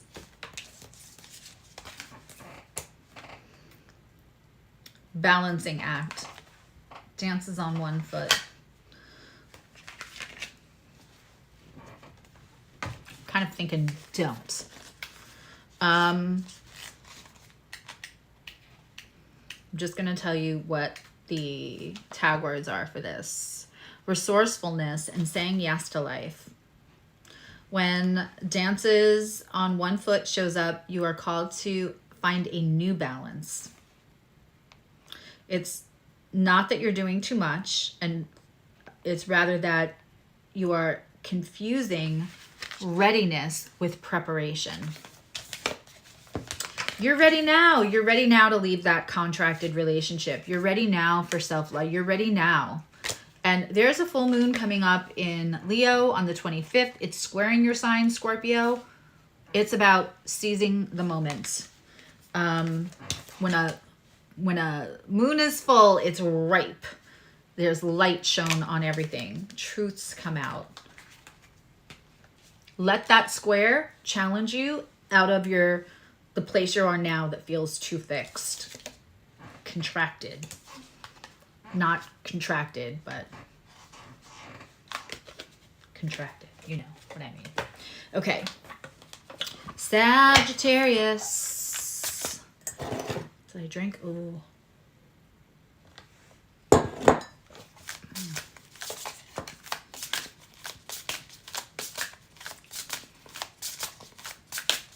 Lee, you still didn't eat some?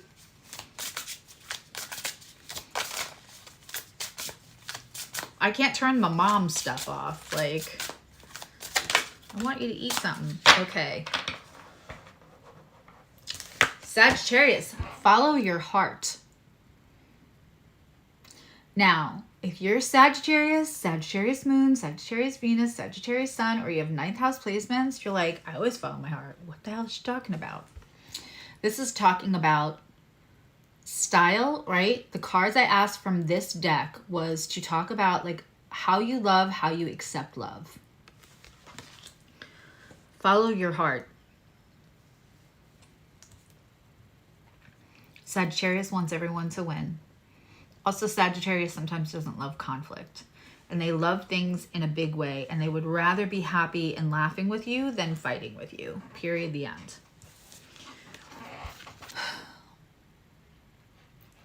Follow your heart. Don't follow like what feels more comfortable. Again, Sagittarius sometimes doesn't always love the conflict. But your heart just knows. You're Sagittarius and you know things. And so are you following your heart? Or are you doing what's easy for everybody because you don't want anyone to lose? You want everyone to win and you don't want any fighting and you don't want any. So that is something to look at, because sometimes following our heart, along that path of following your heart, when you take that exit off the highway, off what you feel like your path, the way your path is going, there's going to have to be a little bit of conflict to follow your heart. I mean, who hasn't been in a situation where following heart meant there's something there's a little upheaval, there's a little conflict that comes with that.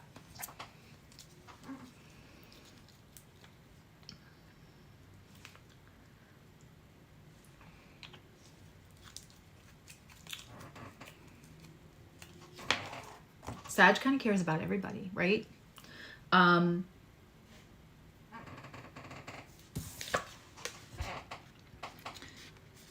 clear card.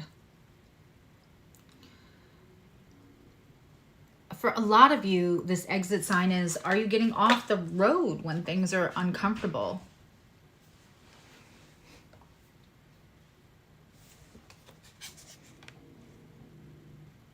Realville. What is that? What was the tagline from the real world?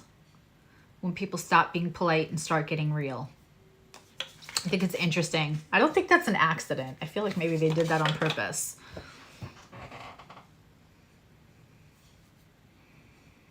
Comfort zone.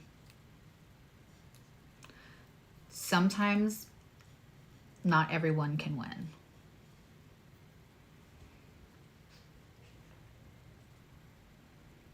And then do you meet that head on, or do you just quick exit?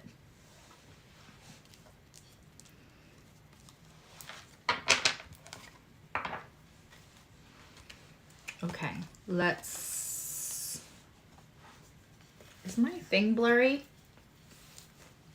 I don't have anything to wipe it with. My sleeves aren't going to go long enough.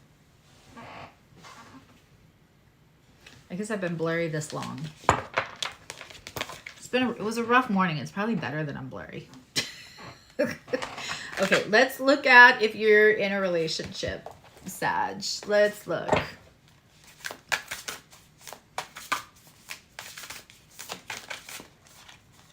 That's interesting. It's the wrong card. Yeah, you allow yourself to lose. And Sagittarius, y'all smart. Y'all know stuff. It's just you don't feel the need to like prove to everybody, look what I know. Like some earth signs.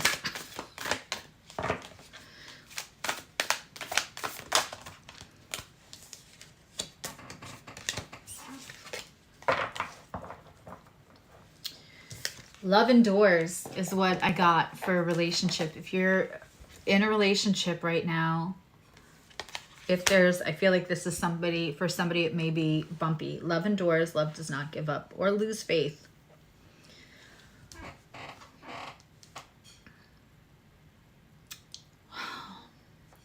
When we say love endures, okay. When we say love endures, don't give up hope. That doesn't mean pull back all your boundaries, pull back all of your non-negotiables. What it means is understand that the right situation and real love that's meant to be will endure a break, will endure executing boundaries, will endure saying no. Not saying no, like I am not doing that. And then when you get in the moment, you'd be like, okay, yeah, I could do that. Real love, if somebody really loves you, cares for you, if something is good for you, it will endure your boundaries. It will endure your non-negotiables.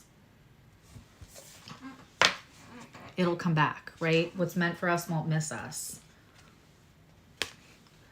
So if it will survive what's healthy for you.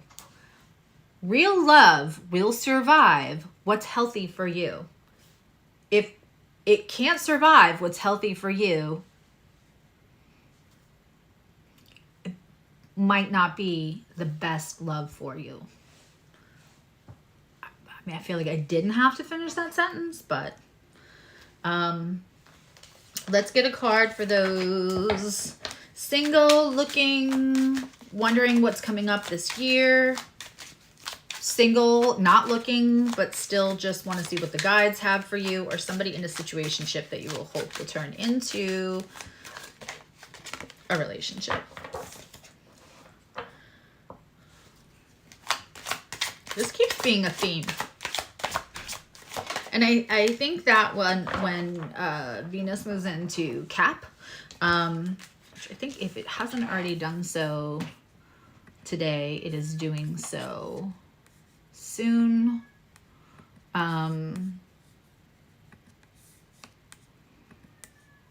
But when Venus moves into Cap, there is a lot of embracing yourself Even if you feel like your edges are harder, even if you feel like somehow you're not, but like, just had this conversation with a friend on Facebook.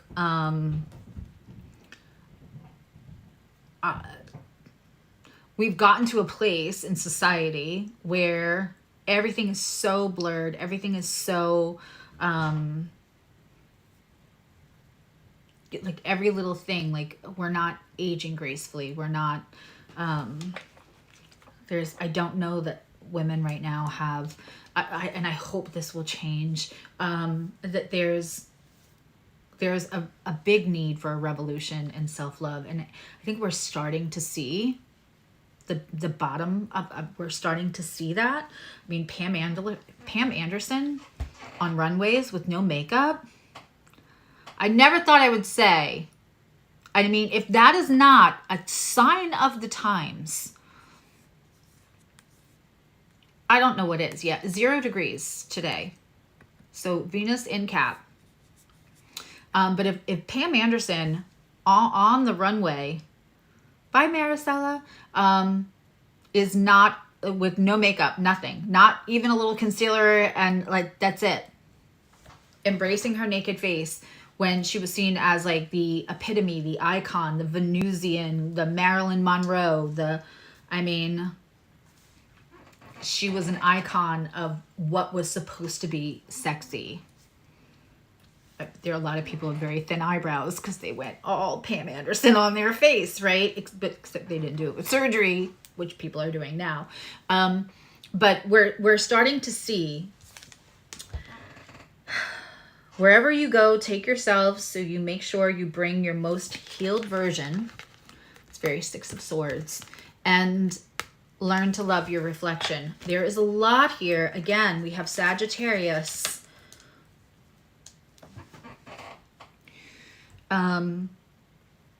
When Venus moves into Cap, it tells us to appreciate things that are of value and not of surface. And so there can be a glow up for all of what you think are imperfections, and they're not. Very earthy. It's very what you can hold in your hand. What can you actually offer somebody besides what they can see in a picture? What can you actually offer? Like, there's sexiness, there's value in that, and there should be self-love in that. I feel like there's a lot of recalibrating that Venus, that attraction, that antenna, for people to be moving into healthy. And maybe that's just because like that's what my reads are going to feel like. But I feel like there is a lot about, like, if I'm going to tell you something's coming, I want you to pull in what's good for you and what's worthy of you, so it stays.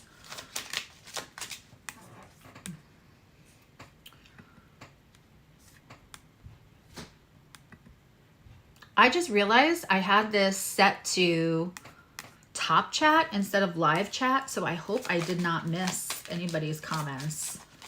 If it feels like I ignored you, I did not catch that till right now, and I'm so sorry. Okay. After this, we just have Cap, Aquarius, and Pisces, and I'm going to give away something.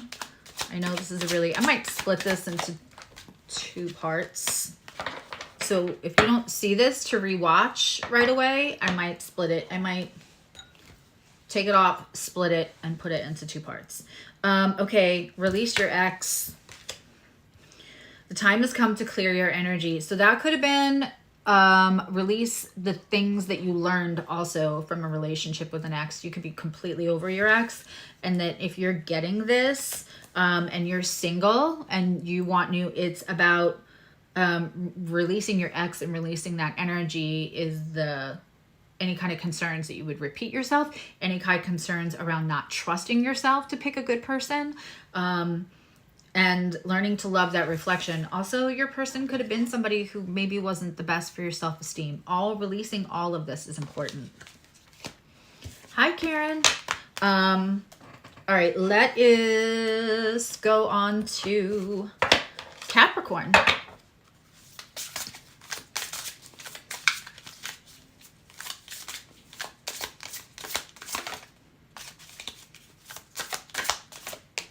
Okay.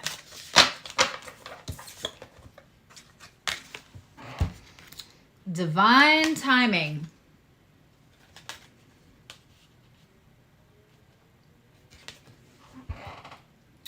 Divine timing and Capricorn.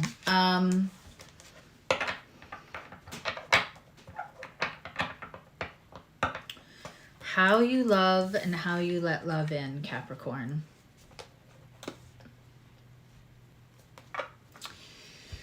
Capricorn's one of my creme brulee signs. Don't let them fool you. They are mush on the inside. They love tradition. They love things to be steeped in value. They find value in things that are like standards of time, right? So like if a Capricorn loves you, they're going to be the person that like doesn't stop opening the door for you after the second date. Like if a Capricorn, they're going to want things to be timeless about their relationship. They also might be somebody who come off very, very pragmatic, but also truly believe in divine timing. Capricorns could also stave off and push off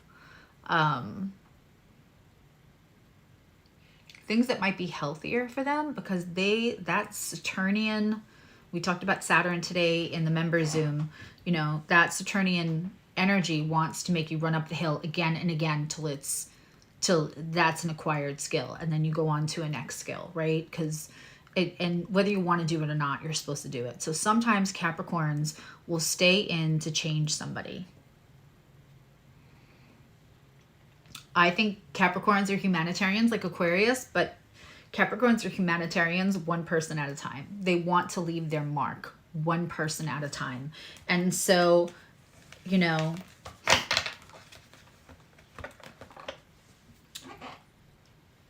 yes, timing is important to a Capricorn, but like putting time, if a Capricorn is making time for you, a Capricorn's currency is time. Their currency is time. If they are putting time into you, it's for a reason. If they are not putting time into you, it's for a reason. And they could be busy and they could have things to do.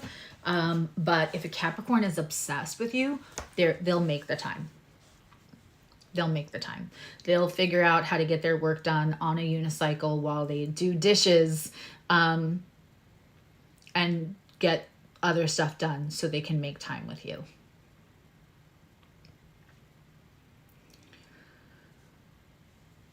But again, Capricorns, the only thing is that sometimes where you feel time is invested, it's a little harder to pull back from, or you'll let it pull you back in, because they don't like unfinished work. They don't like setting out to, I mean, Capricorns, again, incredible people, and really enjoy the way that Cancer enjoys nurturing somebody better. Capricorn enjoys putting the work in to make somebody better. Captain Save-A-Ho.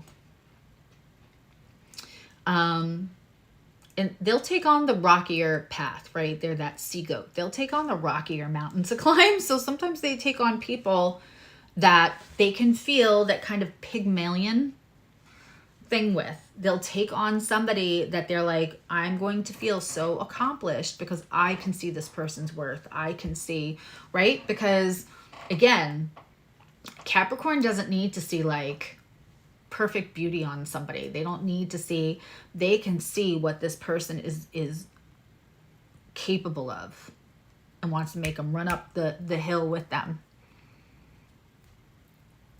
And sometimes it's time to let go. Capricorn and Cancer have that in common. I think once Capricorn lets go, they tell themselves they're done. But I think that if that person can appeal, you have to be careful about people getting back in because they're appealing to that, like, finish the job. Finish the job. You were almost finished with me. Finish the job. So that is just something for Capricorn to, and 10th house, to take into consideration. Are you letting people in because they're tempting you to finish the job of, you know, the My Fair Lady, the Pygmalion?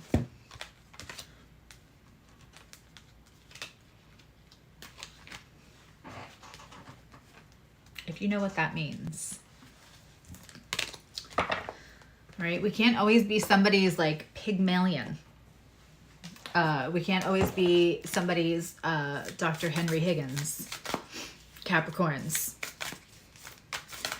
Are you going to tell me Dr. Henry Higgins is not Captain Sabaho? He took a bet. I rest my case. He took a bet. This one here, with the bad accent and the dirty face, can't do nothing with her. Watch me. I'm not wrong. Like attracts like. If you're in a relationship, giving more loving to somebody who's not loving you back properly, you can't give somebody more of something they're already rejecting.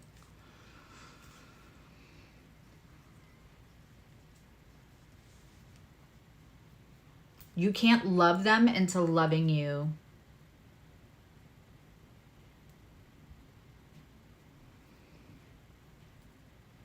You can't love somebody into loving you the way that you want to be loved. So if you're in a relationship and you're hearing that, I feel like I just want to let that sit there. And you can tell me I'm wrong, because Caps like to. And that's okay. I'll accept it, because Caps are also super smart and they know so much stuff. They're full of so much Saturnian wisdom. You could write me and tell me that I'm wrong, and I will sit there and I will take it in, because I like to be better tomorrow than I was today. Teach me something. That's a turn on. Okay. That's not an invite though. Let me, like for that. I hope I didn't. I'm going to stop talking. Alrighty then. Yeah. Oh, the current time is their currency. It's their, you know, a Capricorn's kind of, they can be a little old fashioned. They're going to send you flowers and get you gifts and open your door and dress up and all that other stuff. But when it's just flowers and not time, all right, let's see what's happening for the single Caps.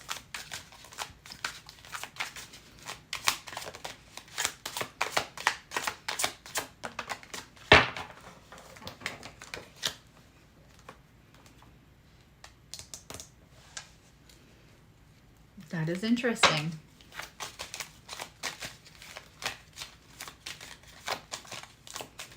Two more signs so I can eat.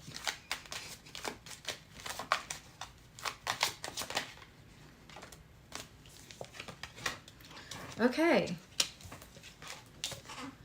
Past life relationship, and sometimes you just want to run away. Listen, if you're single or in a situationship, Capricorns and 10th house, if you're doing like a go run with somebody,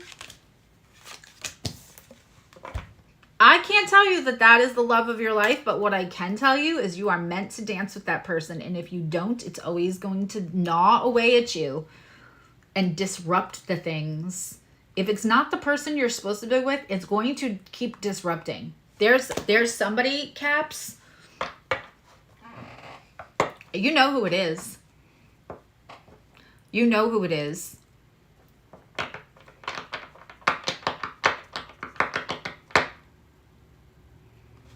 Until you take this dance, you're not gonna, and you could just, it could just be a conversation. You don't, like, this is for single Caps, so I'm not telling you to like go check something out while you're with somebody else. But if you're like, where's my person? that other person that you're like, nah, I already know that's a nah, but they keep coming back, or you think about them, or you dream about, you gotta, listen, the ride could just be to the 7-Eleven and back, but you have to go take this for a ride so you get it out of your system. One way or the other. One way or the other. That's what I feel like all my readings for the single people are like, let's clear all the other stuff out of the way so the other stuff. I just realized I didn't turn on any of my lights today. Time is a currency with Capricorn Venus. That is absolutely correct. Yeah.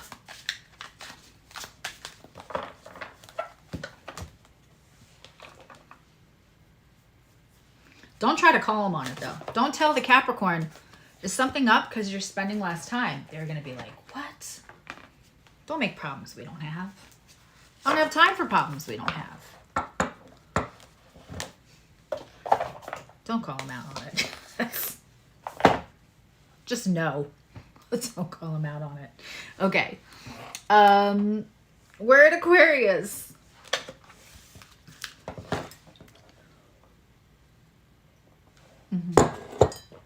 Now it's gone.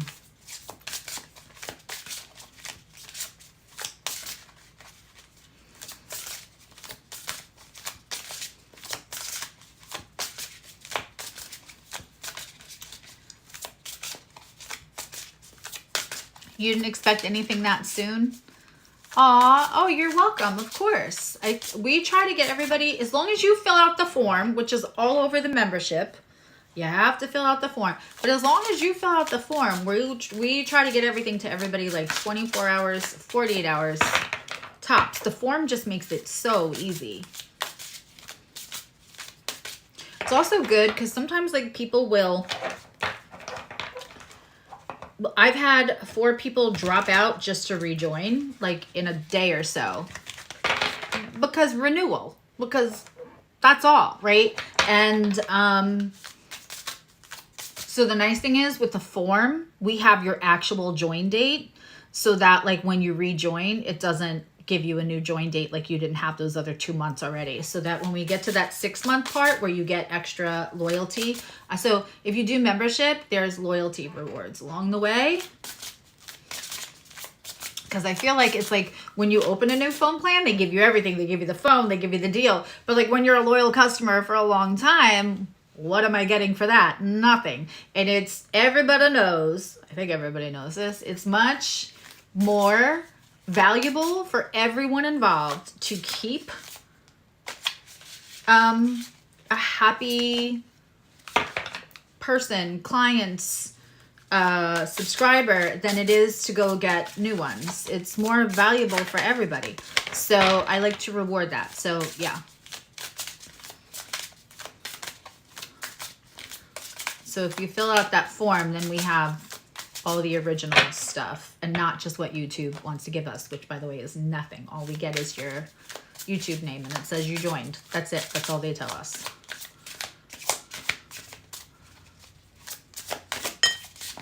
Okay. I'm gonna move my coffee cup. I keep hitting it with the...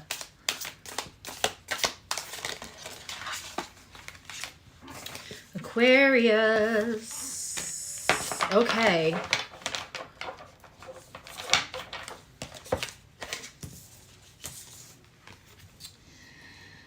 This is a very cool card. We have mirroring. Also, Deja Vu came out. Aquarians. That's kind of perfect, right? Because Aquarians both have Saturn and Uranus as their ruler.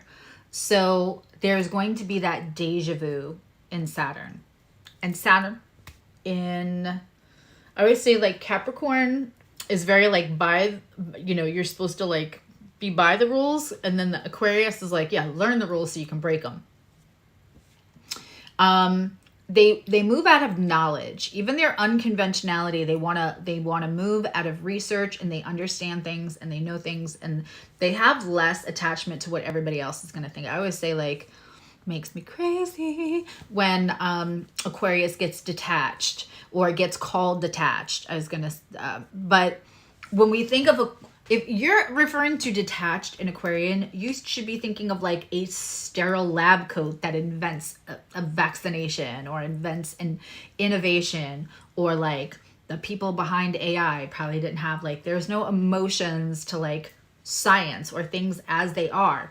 Now, the Aquarius part of that trickles down into personality is that they're not going to have any unhealthy attachments to like the drama of something or a reaction to something, or, you know, like, okay, you can't be in this relationship anymore because you're feeling this way or that way. They're going to understand that is what that is, right? So the mirroring and the deja vu. The Saturn part is going to explain the deja vu. Kind of markers along the road for Aquarius about like where they've been, what they have learned. Are they spending their time in the same, because they also like Virgo and Leo need somebody who are going to grow with them. You know, Aquarius, Leo, they both need somebody who's going to grow with them. And they will get signs like deja vu for some of us feels really good. I don't know that it feels as good. I think it's almost like a marker that, okay, you've been here already. Next, what's going to make us grow? What's going to make, so like, it doesn't mean next for the person. It means next for the conversation. An Aquarius will tell you they love you. And then if they don't tell you like 20 more times in the same week and you say to them, like, do you still love me? They're like, I told you I love you. Like, they don't need to revisit the same information. They're hungrier for new information, new ways to grow, new, that doesn't mean new people, doesn't mean they throw away people, doesn't mean they're detached. It just means like, if you're somebody like I was talking about before that wants to like, oh my God, and you're just not, that's the time to have a conversation with somebody. You're just not going to get that reaction out of me. It has no bearing on the level of what I feel for you or think about you. But they're not about the Shigami fall. Shigami fall. It's a little sad I figured out how to pronounce that. You know, they're not about the BS. They're not about they're not about the dramatic reaction. And they can accept things for what they are. The mirroring is that often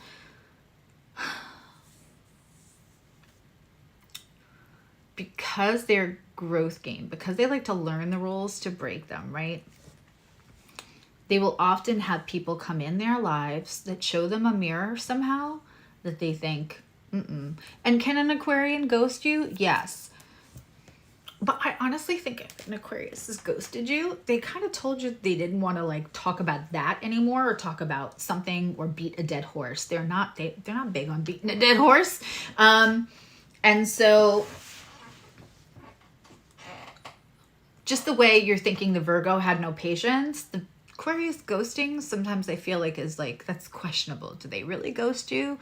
Or does it just feel like ghosting because you weren't done with the conversation and they were? Let me know if you're an Aquarius, if that lands. So mirroring and deja vu. Really, sometimes those deja vus and the mirroring are just for our growth. And it could be scary because we're afraid to outgrow people. When you have 11th house placements, you might feel like when you look back, like, I outgrew people and I'm happy about my own personal growth, but I'm really sad that like those people fell out. And so, good, it exactly lands. So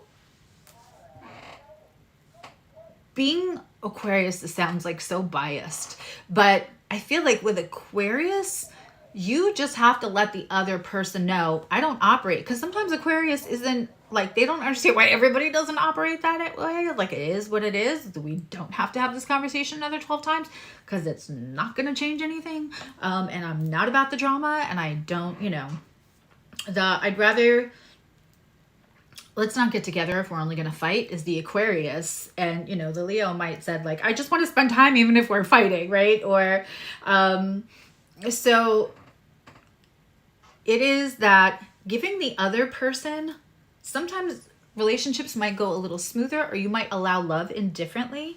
If you would tell people, like, if you don't get the reaction from me, that's not about you, that's about me. And I'm probably not going to be like an kind of person. I mean, I'll get excited, I'll party with you, I'll be funky with you, I'll be whatever. But if you're trying to tell me that somebody gossiped at work and you want me to go, I'm not going to do that. Right? Like, if you want the over big reaction about something that I don't feel is a big now, if we're going to celebrate big things, yeah. Am I going to be hooting and hollering at our wedding? Sure. But if you want me to celebrate something that's like mundane and shouldn't affect our lives, and I feel like it's an unhealthy attachment to a subject, I'm not going to give that to you. And so letting people know that about you so they don't misinterpret it and it doesn't turn into drama, which then you're going to be like, I don't want to have this conversation again. Really prepping people for the fact that, like, I want us both to grow. I want us, you know, I need a partner that grows. I don't want to outgrow you. I don't want us to outgrow each other. Make sure you're, you know, because also an Aquarius can sometimes be very exact with their words, and they don't mean it in a bad way, but it's going to be taken in an insulting way. So, like, making sure you say things like, I want us to grow together and I don't want us to grow apart. But here are some, talking about non-negotiables. Once you're like, realize like, this is something. Now, don't be a Cancer and talk about all your non-negotiables in the second conversation. But talking about your non-negotiables, once this becomes somebody that you're looking at, like, yeah, I could do some time with this person. I could, you know, this could grow into something. Deja vu and mirroring with somebody is often a sign that you either have to have a conversation with them, or you are being reminded it's your landmark. You've been here before. You're going in circles. That's going to rub your soul the wrong way. Let's pull a card for Aquarians in a relationship. And that's also for like 11th house placements.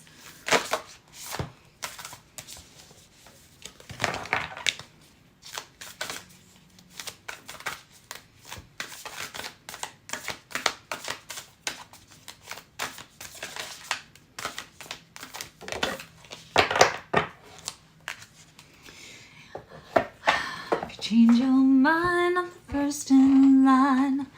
Honey, I'm still free. Take a chance on me.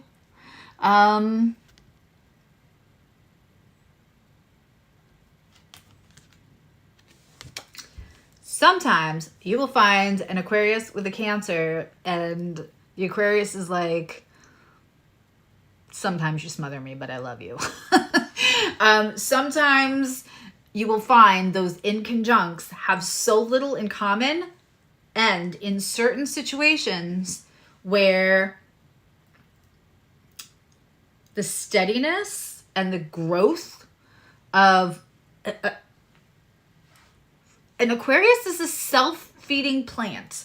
What are they called? Air plants. You don't have to do anything with, like, you're gonna make sure they grow. Right? So when you get a healed Cancer with a healed Aquarius and they understand each other's love languages, chef's kiss. I don't care who tells you that they have nothing in common and that can't happen. No. There may be somebody who's like a little mushy and you're like, I don't know. Hi, Earth Angel. This feels like whoever your person is, I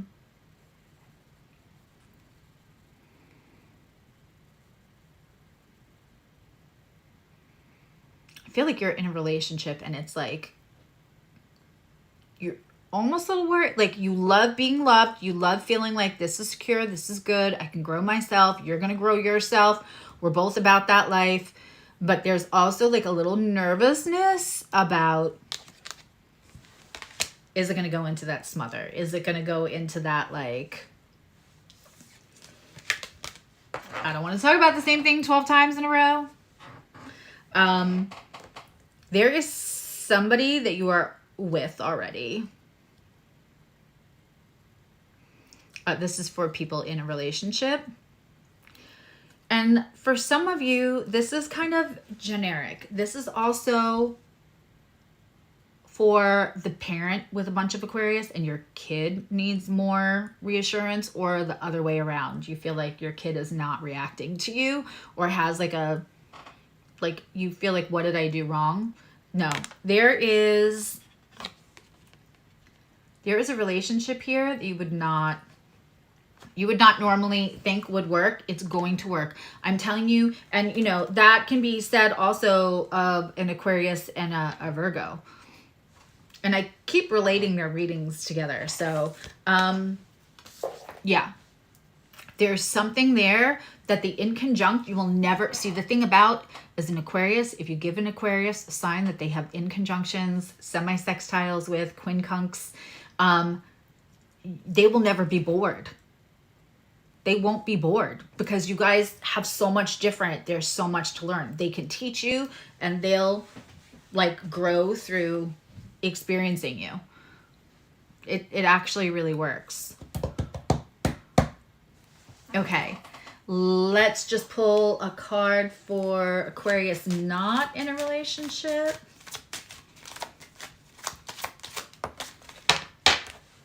And replay watchers, just give me like till the end of the night. I'm gonna like split this up so that it's not, because you know 2 hours is ridiculous. I don't really even feel like we need the intro because we were talking about the membership Zoom class. So,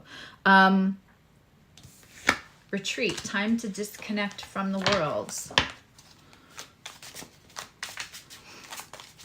That could be about online dating, to be honest. If you're feeling like I go out and I don't meet anybody, it's not working for me, it's not the best way. Yeah. Retreat and also resist the urge to contact them.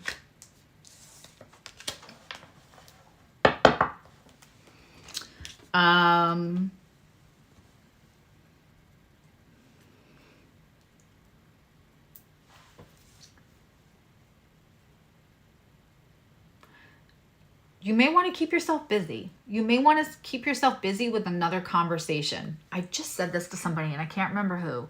You don't have to look at something like, I'm going out to find the love of my life. And if it's not that, I don't want it, right?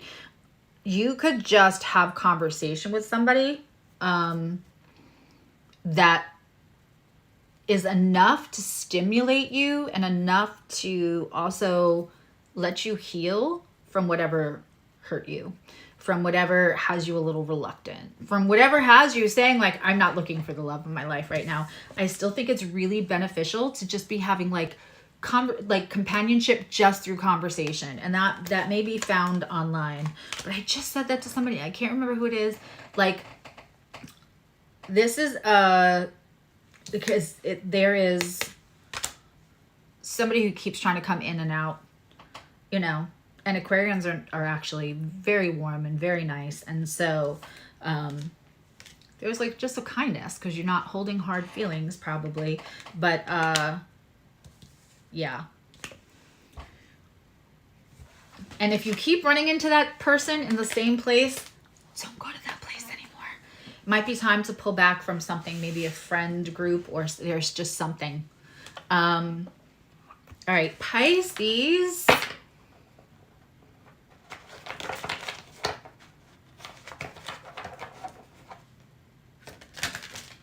Oh, that's very nice, Charlie.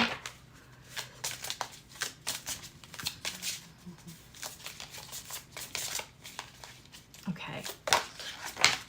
Oh, are you going over your numerology? The members for the holiday party, the members all got a numerology report. I just realized, I'm like, wait, what? Maybe that's what you're doing. Maybe it's not. Okay.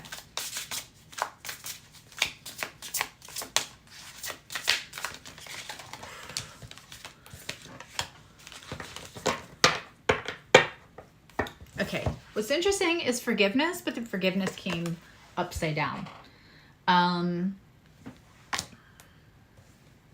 Looks like a little hyacinth there. So we have forgiveness in reverse. Gorgeous card, but Pisces,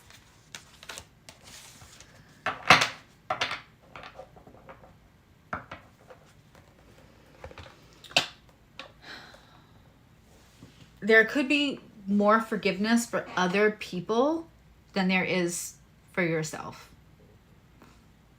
That should be reversed. Because what happens when we have that is that we let harmful people back in because we're convinced somehow it must have been our fault. And I'm not saying all Pisces are like that, but I'm saying there could be less forgiveness for yourself than you have for other people, and that can make room for people to take advantage of your kindness. Take advantage of the fact that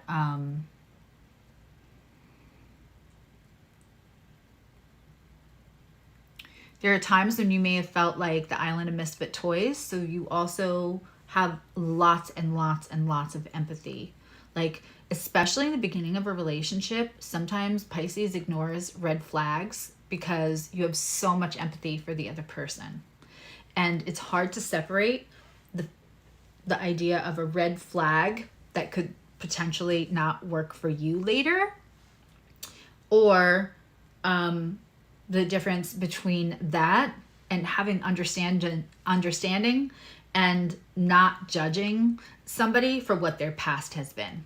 So developing the difference between whether something is a red flag and potentially harmful for you, or whether something is just you just not having judgment about somebody's past. What are the forgiveness without actions to show you it won't be a repeated, like, right? A real apology. You could ask my littlest. I taught my kids, but especially this was something I developed a little later in life, and understanding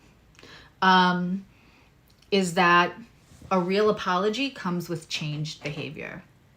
I'm not interested in sorry again and again and again, and you keep doing the same things again and again and again. So a real apology comes with change behavior. Earth Angel, look later, because I'm going to split this up into 2 or 4 parts. I'm going to edit it out and split it up. But yes, we're going to do the giveaway after Pisces.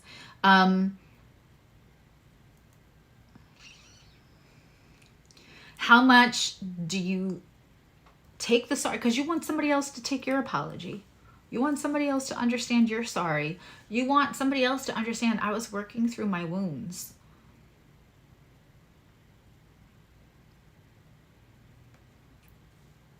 And so you accept everybody's sorry every time. Having more forgiveness for yourself than others invites people to make sure the apology, which it makes you so beautiful, right? It's so beautiful about you. Everybody can feel that Piscean energy. But make sure that you're also asking for change behavior, forgiving, and letting things, forgiving and allowing bad behaviors or harmful behaviors towards you to continue are 2 different things. Red flags and just having empathy because somebody has a past are 2 different things.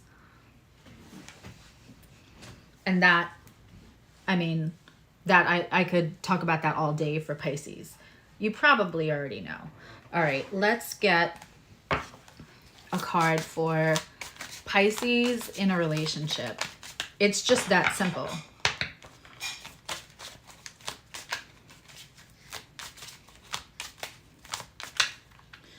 Pisces live the narrative of let the first person without sin cast the first stone. Don't stand in a glass house and throw rocks, right? And that is just kindness, and that is without judgment. I mean, it's that fish. It's that Christ consciousness in the way of the person that walked the earth and didn't judge the lepers and the prostitutes and said, cast the first stone if you're perfect, right? And so Pisces understand that. It's innate within there. It's totally innate within there who they are. And so, but that doesn't mean you should ignore red flags. And learning the difference between the two. Watch the behavior, which, you know, they're very nebulous. They can be. That's why I like Pisces and Capricorn together. They have a lot to teach each other. Okay. So for Pisces in a relationship, you may not get the reaction you want when you decide to tell them they are their, you may not get the reaction you want when you decide to tell them that you think that they are your divine counterpart.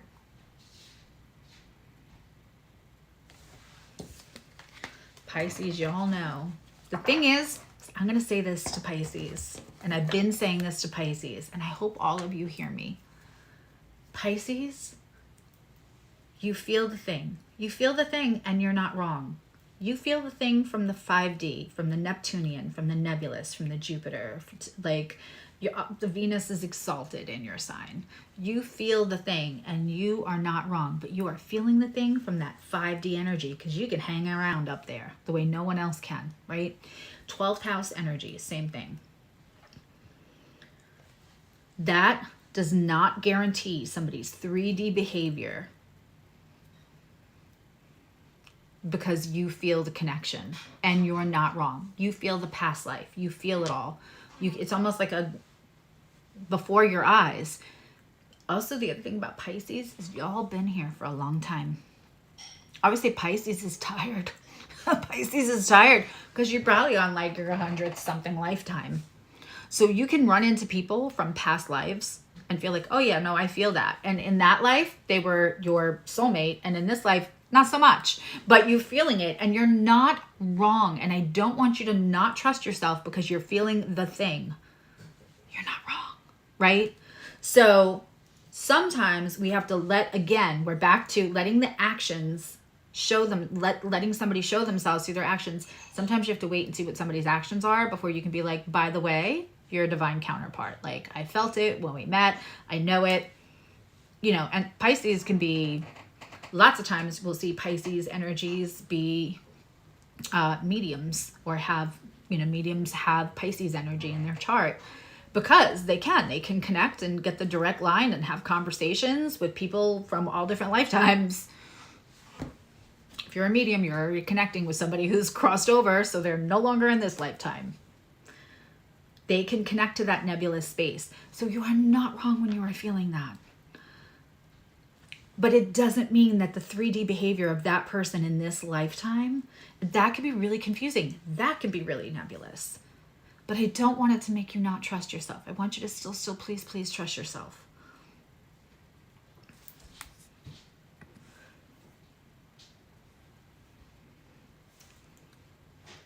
You may not get the reaction that you're looking for when you tell them, we belong together, I can feel it. Because they can't understand that 5D the way that you can. They can't clock in. So if you're in a relationship, if you haven't said it already, or if you have said it already, just say, like, I just mean that in like we have good connections. Like, we're divinely guided to be having conversations. If you can, dial it back. If you haven't said it, let it play out. I hope that made sense. Let's get a card for single Pisces, and then we're going to give something away. And also, if you don't have the giveaway I'm doing only works if there's somebody else's. Now, it could be a past person because you want to see where it went right, where it went wrong. But only do that if you are Yeah, anybody with gifts sometimes can feel that, but Pisces feel that a lot with a lot of people, and then they feel like, I can't trust myself because that person did not act the way they should have if we were a divine counterpart, right? And both things can exist. One's in the 3D and one's in the 5D. They can both exist. Okay. Keep an open mind. Your soulmate may differ from your usual type. Let's see if we can get hints on who this person is for Pisces coming up. An open mind. Your soulmate is going to differ from your usual type.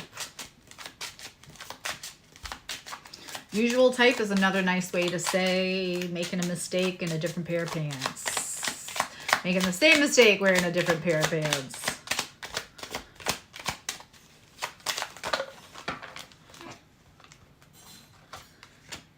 Okay.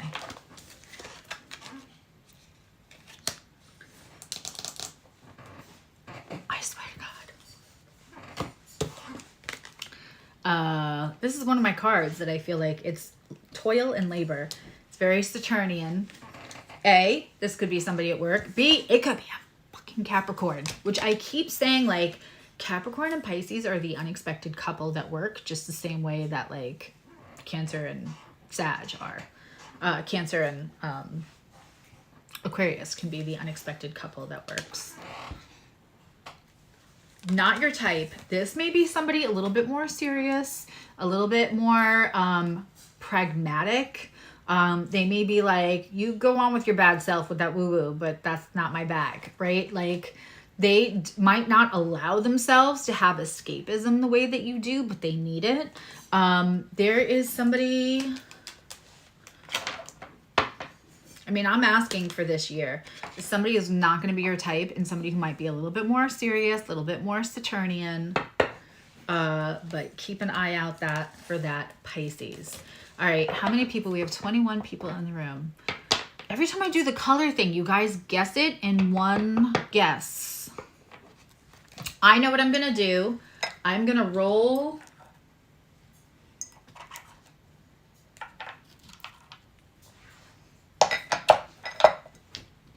I'm going to roll two of my... Why haven't I been using these? I'm going to roll two of my Astro dice. So it's going to be a planet. And the nodes are included. So Sun, Moon, Mercury, Venus, Mars, Saturn, Jupiter. And we do have the outer Neptune, Pluto, Uranus, and the nodes on here. And then houses 1 through 12. So whatever combination, so you're going to guess a number and you're going to guess a planet. So breathe, try to connect with me.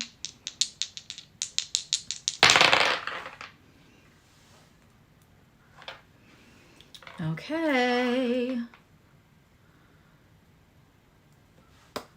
Start guessing. So you have to guess one planet. Sun, Moon, Venus, Mars, Mercury, Jupiter, Saturn, Uranus, Neptune, Pluto, and the nodes, and then you have to guess a number. I will tell you, so far, nobody has guessed the right number. The right planet has been guessed. I'll give you hints. Hi, Lioness of Gaia. We're doing a giveaway. So you have to put the planet with the right number. So look at the first couple of guesses. I'm going to tell you up until Michael Farr, and that's not like an exact cutoff because I don't want to give it away too much. No one said the right number.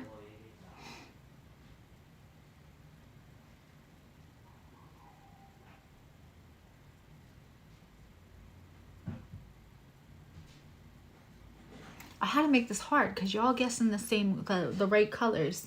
I have a bunch of very intuitive people.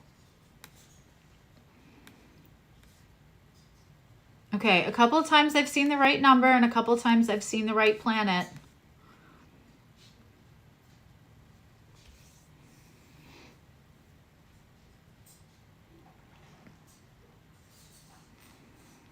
Should I give you all a hint? It's not one of the 5 personal planets. It's not one of the 5. It's not Sun, Moon, Mercury, Mars, Venus. It's not one of those. And it's in that first 1 through 7. It's not Venus, it's not Mars, it's not the moon, it's not the sun, and it's not Mercury. It's not those.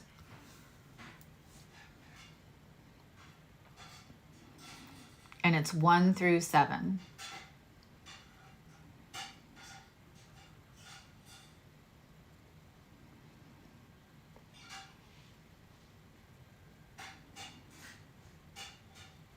So close.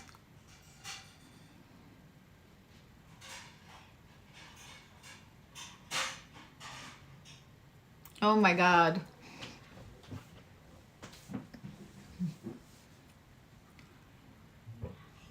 It's funny because you've all said the planet, and I swear to God, you've all said the planet multiple times with every number but the number. Rose. And if somebody else said it before Rose, then I will give away 2 charts. It is, where'd it go? Pluto. And it was the 6th house.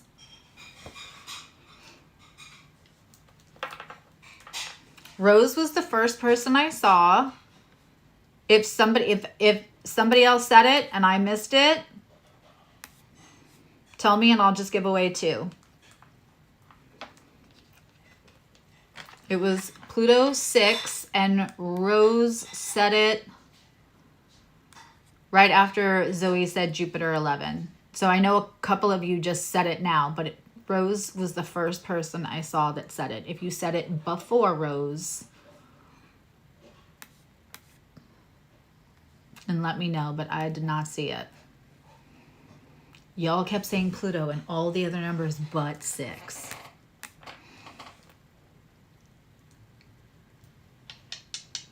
So Rose, you're just going to email me with, I have your info. So you would just email me with the second person's info, and then you're going to get a synastry chart with the cheat sheet so you can like understand what the symbols are. And it has all of the symbols and not just the personal planets. And then you'll get like the little mini report.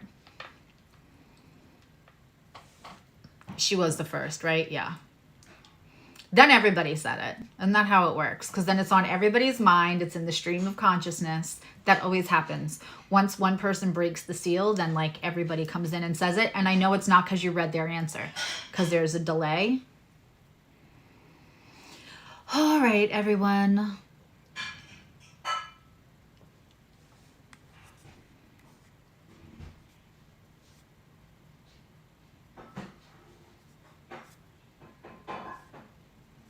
Tanya, did you also say it? I'll go look. I'll go look. I can only go by like what mine said. Yeah. I have Rose as the first. But I'll relook. I will relook later, and if somebody else really said it first, I can only go by like what my thread is. So, I don't doubt that a lot of people said it at the end, but Rose was the first one I saw. Anyway, I'll double check. I love you all. Go have a wonderful Sunday. I love you. Now you love you. And if you want to watch the replay or you missed any part of it, just know that it won't come out till later tonight, possibly tomorrow. Depends on how long YouTube is going to take to like let me split it up. So it's not 3 hours. Okay. I'll see you all soon. Bye.